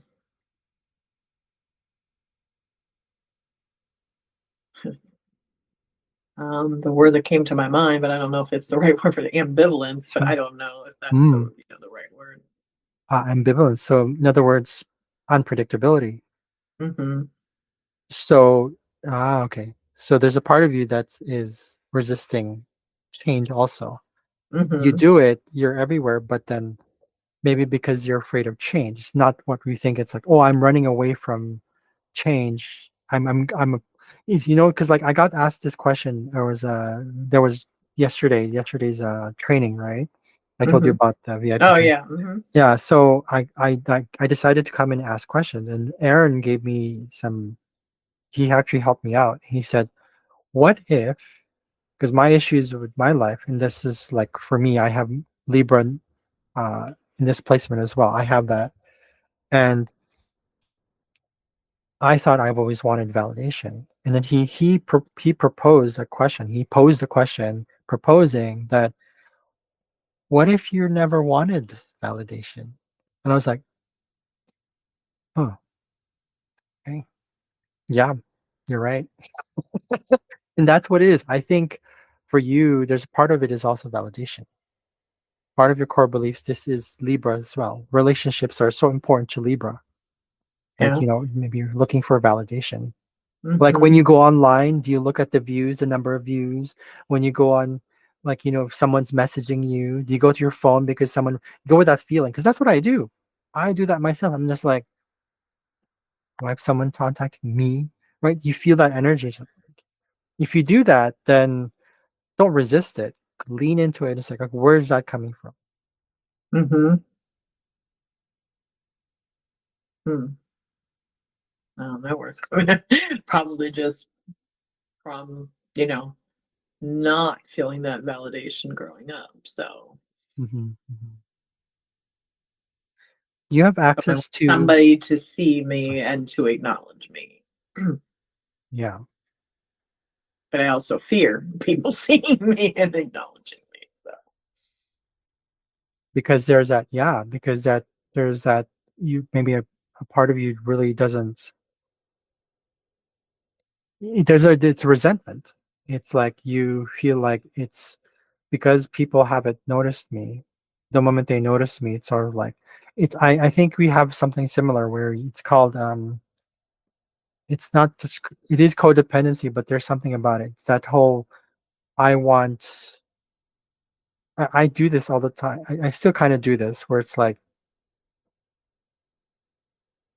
I think my friends will talk to me, and if I talk to them, I get this like sort of like, okay, I want to see how they are, but but it's based on just I'm looking for something like, oh, why don't you ask me about myself? So it's very passive. It's super like it's like very it's manipulative, but it's not necessarily manipulative in a negative way. But either way, it's kind of manipulative. I go like, okay, so but when people start to notice and sort of say congratulate me or they say this and all that stuff, they try to uplift the ego and all that stuff.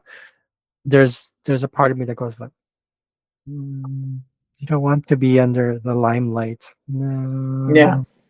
No, Hmm. no. But really what it is that feeling is that because I had never really had it, so it's going back to Aaron says this, he said it's going back to things that were comfortable, that were familiar, because you were so used to being, basically there was a lot of like aloof, like power, the power struggles. There's issues with connecting deeply, and the Neptune is there in your fourth house. It's like you aloof relationship, like they just weren't there. They were there, but they weren't there. Hmm. Yeah. So yeah, so you're used to that. So it's like, okay, well, I'm just gonna go with it. But so that's your contradiction. That's the ego, right? The ego is a contradiction. I'm not saying resist the ego. That's just more ego, right? So um there's no real cut and dry answer to that. I would say the goal is, I think if you the more you tap into your emotions, this is a really big thing. Tap into your emotions with your trusting um, guidance. Um, you can do anything you want. You can do a bunch of things too. You can do you can try the automatic writing. You can try dream journaling.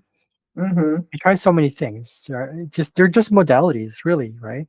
Hmm. It's like if I had I used to, when I was a kid with my brother, we used to have like these, like those like Bic pens, Hmm. right? They had like a hole at the tip, or some of this didn't Yeah. have a hole. The cap did had a hole, or sometimes they didn't have.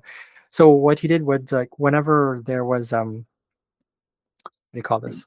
Whenever he got three pens, he would form a plane out of that, the caps, because he would Uh-huh. combine the tip of like the, what do you call that, little, I don't know what that's called, the little sticky, the thing that sticks out. He puts it together, and then into the other pen. So just like that was so simple, very mundane and simple, but it was still a bit innovative, right? The point I'm making there is that when it comes to situations you're in, like whatever tools we have, everything's a tool. You can always, there's always a possibility of going around that, and you're like, okay, what else is there? What else? You know that, you understand that, you understand the, but don't be afraid to experiment and take risks. And those risks are like little by little, of course. I think you've been doing that a little bit, perhaps, Mm-hmm. like, Yeah. so yeah. So when it comes again, so going back to the whole thing with your, we're almost done here.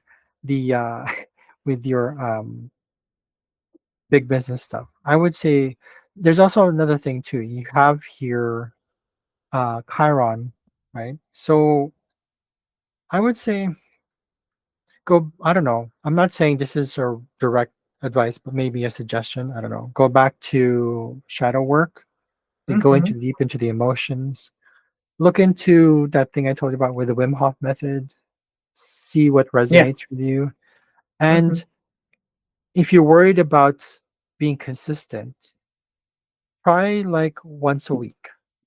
Go back to it the next week, once a week. And then after 2 weeks, you go into twice a week. You do it 3 times a week. And put it in your calendar too. And just go for it. Okay. And start small. You'll see it. The Wim Hof method is there's the breathing portion, then there's the cold shower, and then there's the commitment. That's really what they're saying. It's very simple. You do the breathing first so that it opens up your veins. Maybe you do 1 round, and then you do 5 seconds of cold shower. That's it. Super easy. And then you do it. If you want to do it the next day, go ahead and do it the next day. But it's kind of trying to balancing your emotions and what your mood is based on, I mean, combining your mood with what you plan to do, your plans that you make. But it's really more about being present now, going back into being more than doing, because you've been doing that a lot. It's all focused on doing, doing, doing. This time being, you need more water in your life. You need to tap into the emotions. You need more water. So tap into the emotions, go deep into it. Um, I thought I've surrender. been doing quite a bit of that over the years. You have been doing okay. Yeah. I mean, emotions from a deep place within me, that you didn't know were there. So yeah. Okay, cool. So the past life regression style. I just have that, a lot of just seeing what's showing up in front of me, how I feel about it, and then Right. finding out what in me is reflecting this, and then going into a memory and really using I use a lot of, which I'm also certified in it, EFT, emotional freedom Ah, technique, okay, the tapping. and that gets deep reservoirs of emotion out for me. Awesome. Okay, cool. Cool. Yeah. The thing about what I love about, for me, what works for me, what started working for me, it was just because of the Wim Hof method, is because it's similar. There's a link to somatic breathing because of the deep stuff. So I don't know. Yeah. So if it works for you at all levels, physical, emotional, mental, psychological, spiritual, all of it, great. Right. So okay, Yeah. cool. We're pretty much done here. That's just your North Node stuff, and I mentioned the challenges. Hmm. I don't want to go over what, there were. Sorry, 1 second. Was there a question that I missed here? Hold on, I'm double checking. Nope, that's it.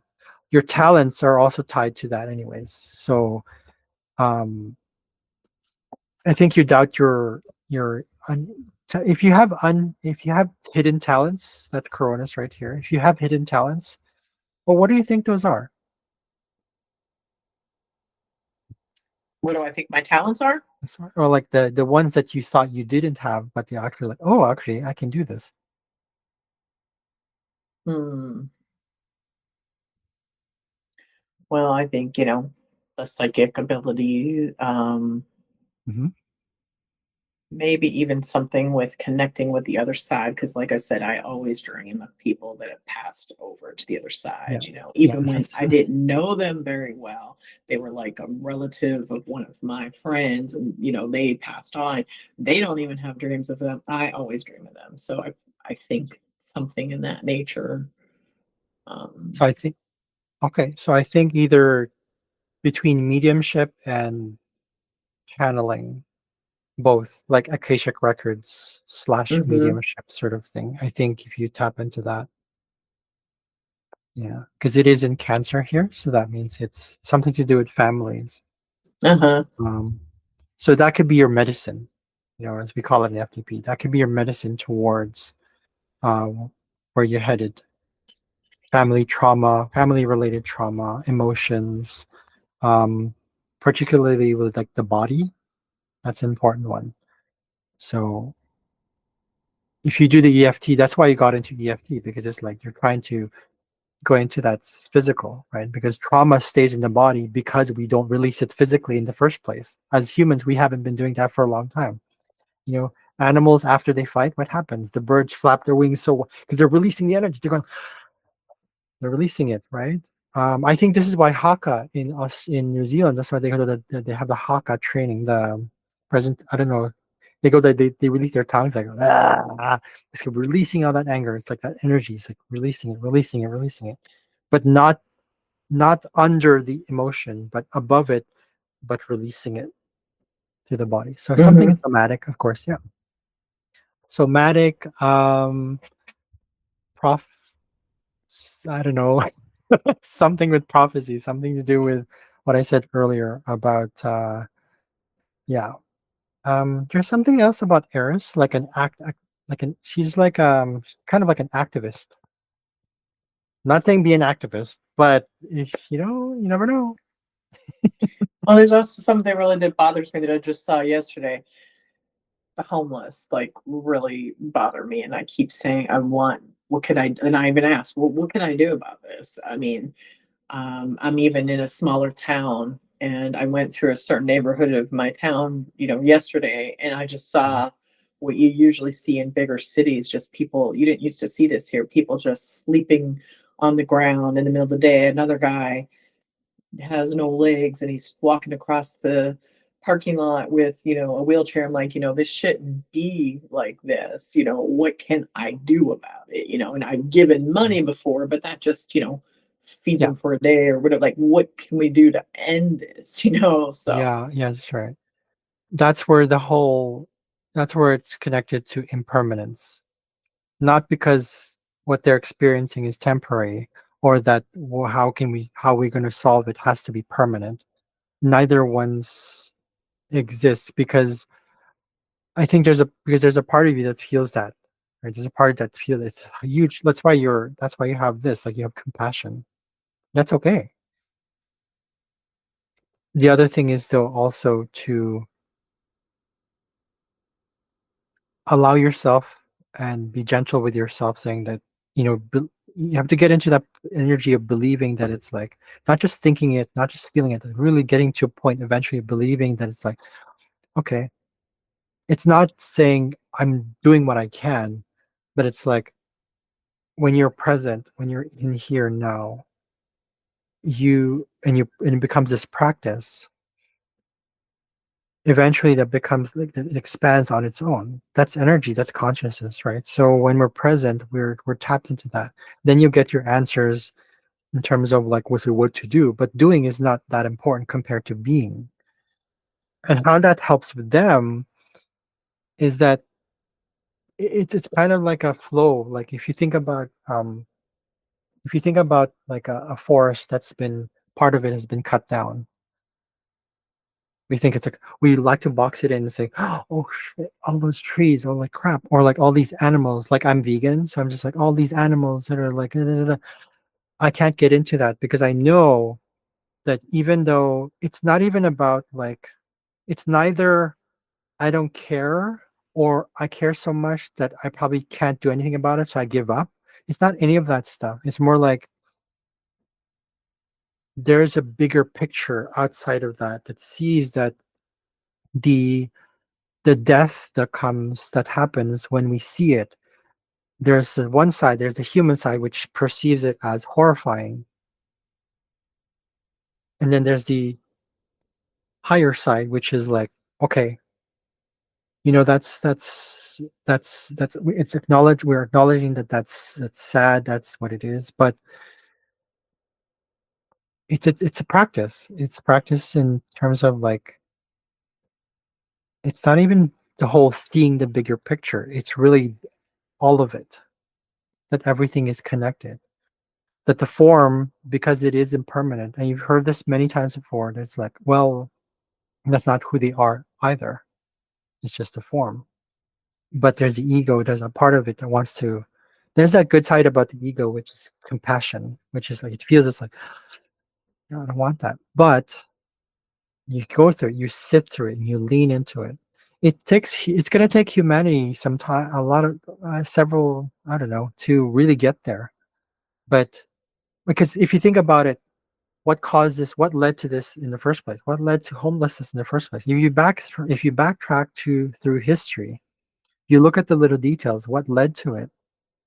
There are many factors to it. It could have been that they got to that point because they had no job, or they were kicked out, or their family, they got abandoned by their family, they got ostracized, or they they got to that point because there's a part of that ego that wanted to do, you know, instead of, because we go 180 a lot of times with the ego. The ego likes to go 180 all the time. It's like it's either black or, it's a black or white thing, right? So it's black and white. It's like, okay, well, I'm not happy in this home, so I'm going to say fuck you, I'm going to go. And then they go out in the world and they're like, i don't have I don't have resources, I don't have education, or I don't have this, I don't have that. But it's all ego. When it all comes from the ego, it creates more ego, more ego, more ego, rather than acknowledging that the ego exists as for purposes of survival. And then not only as a collective, but individually, how we move on from that. But it's not, it doesn't, it's not like, oh, there's a poor person and they just like, it happened to them and just like boom, just like that. Even with this time frame of like, oh, this happened to them over 20 years. If we see it from everything as connected as it is, there's a reason why they're experiencing that too. That is, I'm not saying that it's meant to be, that that's their journey, that they deserve that. It's not the meaning of that's meant. The path that they're in has nothing to do with, oh, they intended to do that, they did that to themselves, they called it in, they what do you call this, it's what they were looking for, it's the, what do you call that, they manifested it. No, it's not any of that stuff. It's just they are in where they are based on the circumstance. They can always change that.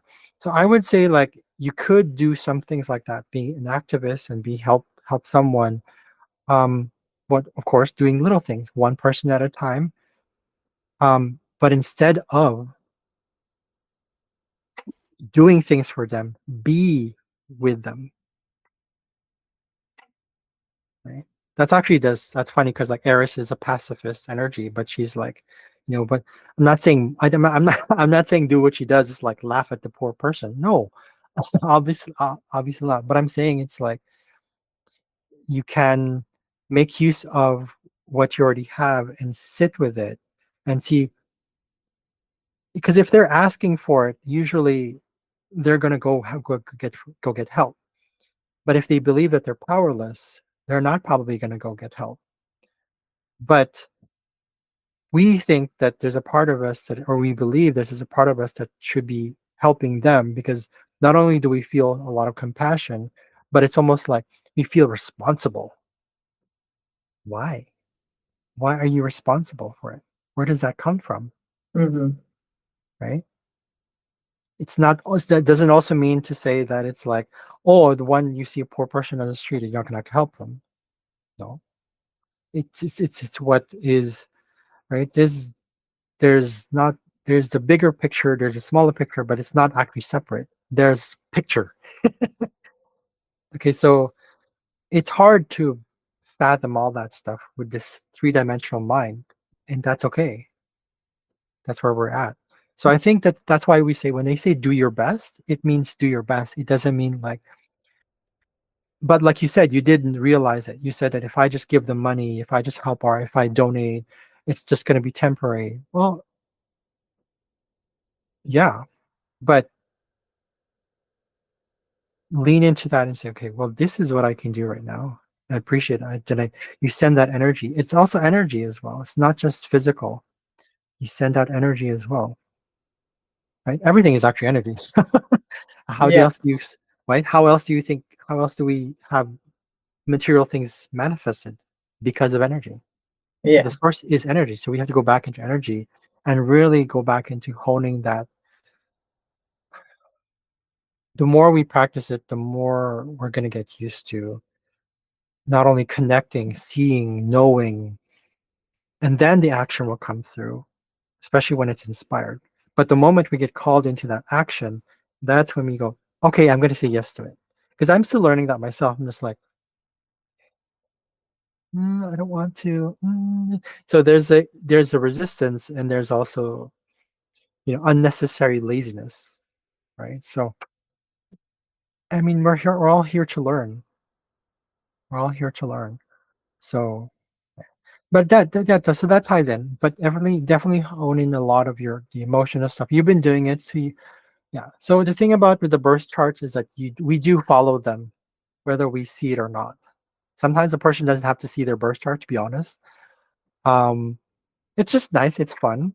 It's kind of like little details.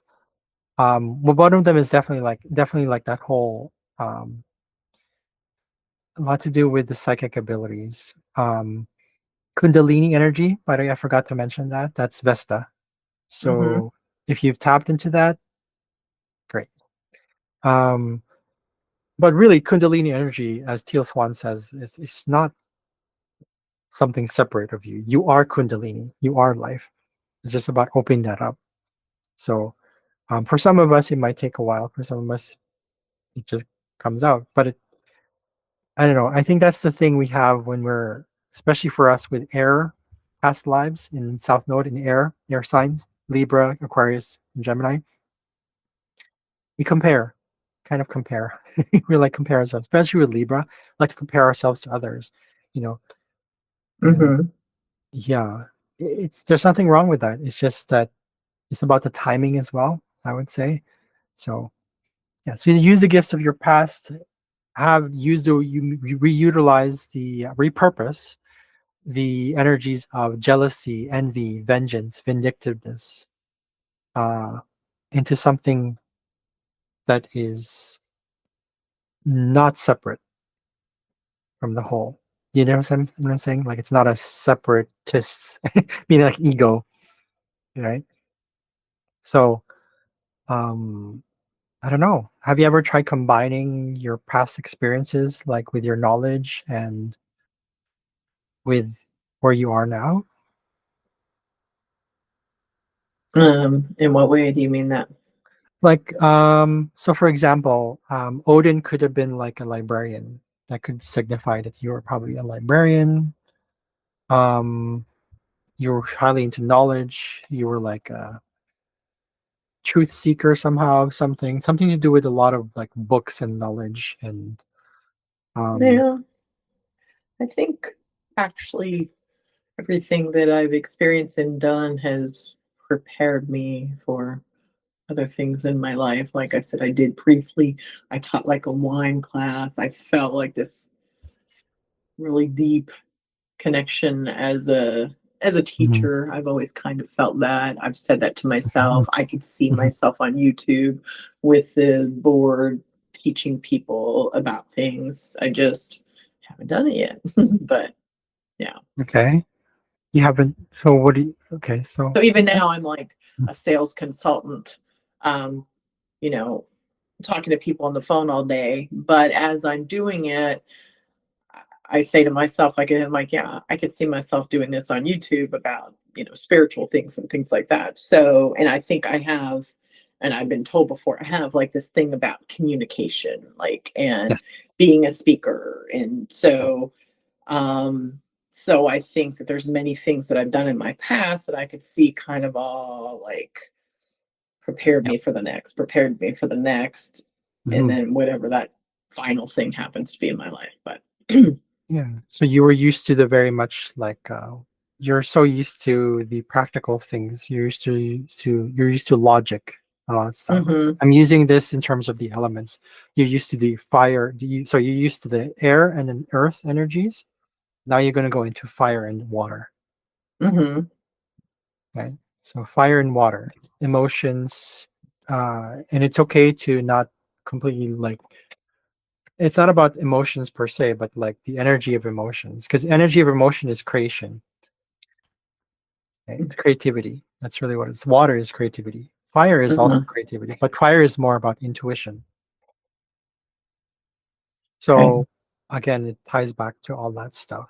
So I would say like if you want, you could because you can really do anything. You can be. Teaching doesn't necessarily mean like not only like oh I'm going to teach you directly. This is what it is. Teaching could be like being an example. That's exactly Right. what Yeah. hmm exactly, and that's what your North Node Leo, North Node Aries is. It's being an example, being a That's leader. what I was told in shamanic astrology too. There you go. Yeah. Right. So exactly. So, but it's really about the emotions. So that means going into the pain. Let's say you've been doing that, and again, little bits and pieces. You don't have to be consistent, but you can just like dabble into it and come back to it. Dabble into it, come back to it. Back to it. You'll know when you reach your limits and like I'm way all over. Then you know when it's like time to be like, okay, maybe I need to like get this and this. This is what I did. I have so many languages. I love languages, but I'm just like, no, I don't want to do all of them. I have like over 20 that is like, Oh wow. no, that's insane. No. And I don't even do the learning stuff anymore. I don't do the whole like text. Well, I have some text, but I don't do translation. I do acquisition. I Uh don't know if huh. you're familiar with that stuff. So I want to do it more naturally, what children would do. And that ties in with my North Node in Leo. So, right, so it's really about embracing the call. You'll feel it inside the body. Um, and just go with that. Um, yeah. If you feel called to do something, like you'll know it's like, that feels really good to do. Okay. But sometimes when we feel called to do something and we want to do it, but we're afraid, that means we should do it. But there's a difference. Teal Swan said this too in her book, The Completion Process. She said there's a difference between having fear, being afraid of doing what we don't want to do versus being afraid of doing what we want to do. So if you want to do it, but you're afraid of, you know, go for it. Finding Right. that courage. That's the thing with Aries and all the fire energies are like that. It's all about courage, going for it. Right. Um, yeah. Um, have you ever Uh, had accountability? Yeah. Okay, I'll let you go now. But yeah. have I was you like, ever had I account? do have something coming up soon, so I was just going to ask if we were going to be done soon. Yeah, yeah. So Okay. maybe if you have someone to be accountable with, that might Now help you. that I don't. I mean, other than I actually completed this full time purpose. Like, how long has it been now? It'll be 2 years this coming February. So, and with my job, I have like very little time after that or energy to, Hmm. and what I'm trying to do on my downtime is work on like me and my, past emotions and that. So no, I don't have anybody at the moment. Okay, that's fine. Okay, it was an idea. If you get called to it, if you feel like you get called to it, then go with that. Yeah. I hope that answered a lot of your questions. Yeah. hmm We Very didn't good. go through the other stuff, like, we did a bit of the progression stuff. We didn't really go into detail with the transits. There's a bunch of other stuff too that I can still do that can help you with. So if you ever have any questions, let me know, and then I'll see what Okay. what I can tap into. And then Yeah. I tried to squeeze it in, so it I was like, know. I but got you. anyways, So okay. if you have other stuff on here, so if I wanted to know anything else, I can ask you, Yes, yeah, definitely. such as Yeah, like what?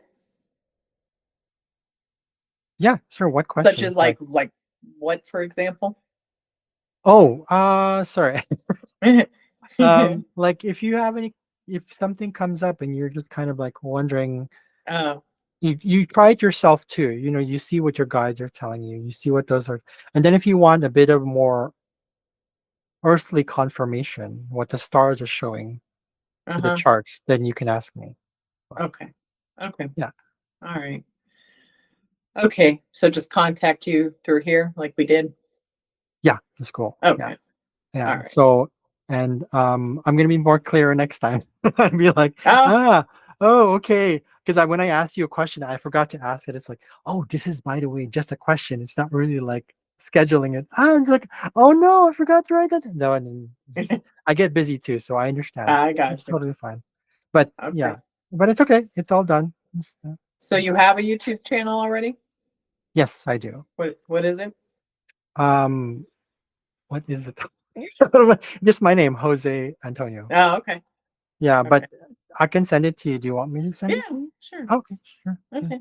If you have a channel too, send it to me and then I'll. I do. I haven't done anything. I set up Oh, everything. I set up my web. I still have it.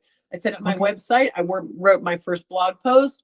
I did my Hmm. YouTube channel. I kept taking all these classes to remove the blocks, me wanting to do this, and then I got this job now, and I really can't do anything else. So anyway, we'll see Yeah, what that's okay. happens. Yeah. I Yep. mean, like, yeah, but I mean, yeah, and it just goes back to the whole being thing, right? I mean, Yeah. sometimes you might go back to it. So that's totally fine. I mean, so okay, I'll All let you right. go. Okay, you do your thing. Thank you. It was a pleasure. Thank you. Yeah, you And too. thank Thank you. you. All right. Okay. All It was right. nice to meet you though, Laurie. Yeah, you too. Have a great. What do you say? Is it? How did you pronounce your name? Jose. Jose. Jose. That is No way, okay. Jose. Yeah. Okay. All right. Yeah. Thanks, Jose. Awesome. Thanks, Laurie. I'll Have see a you great later. one. You Bye. too. Bye.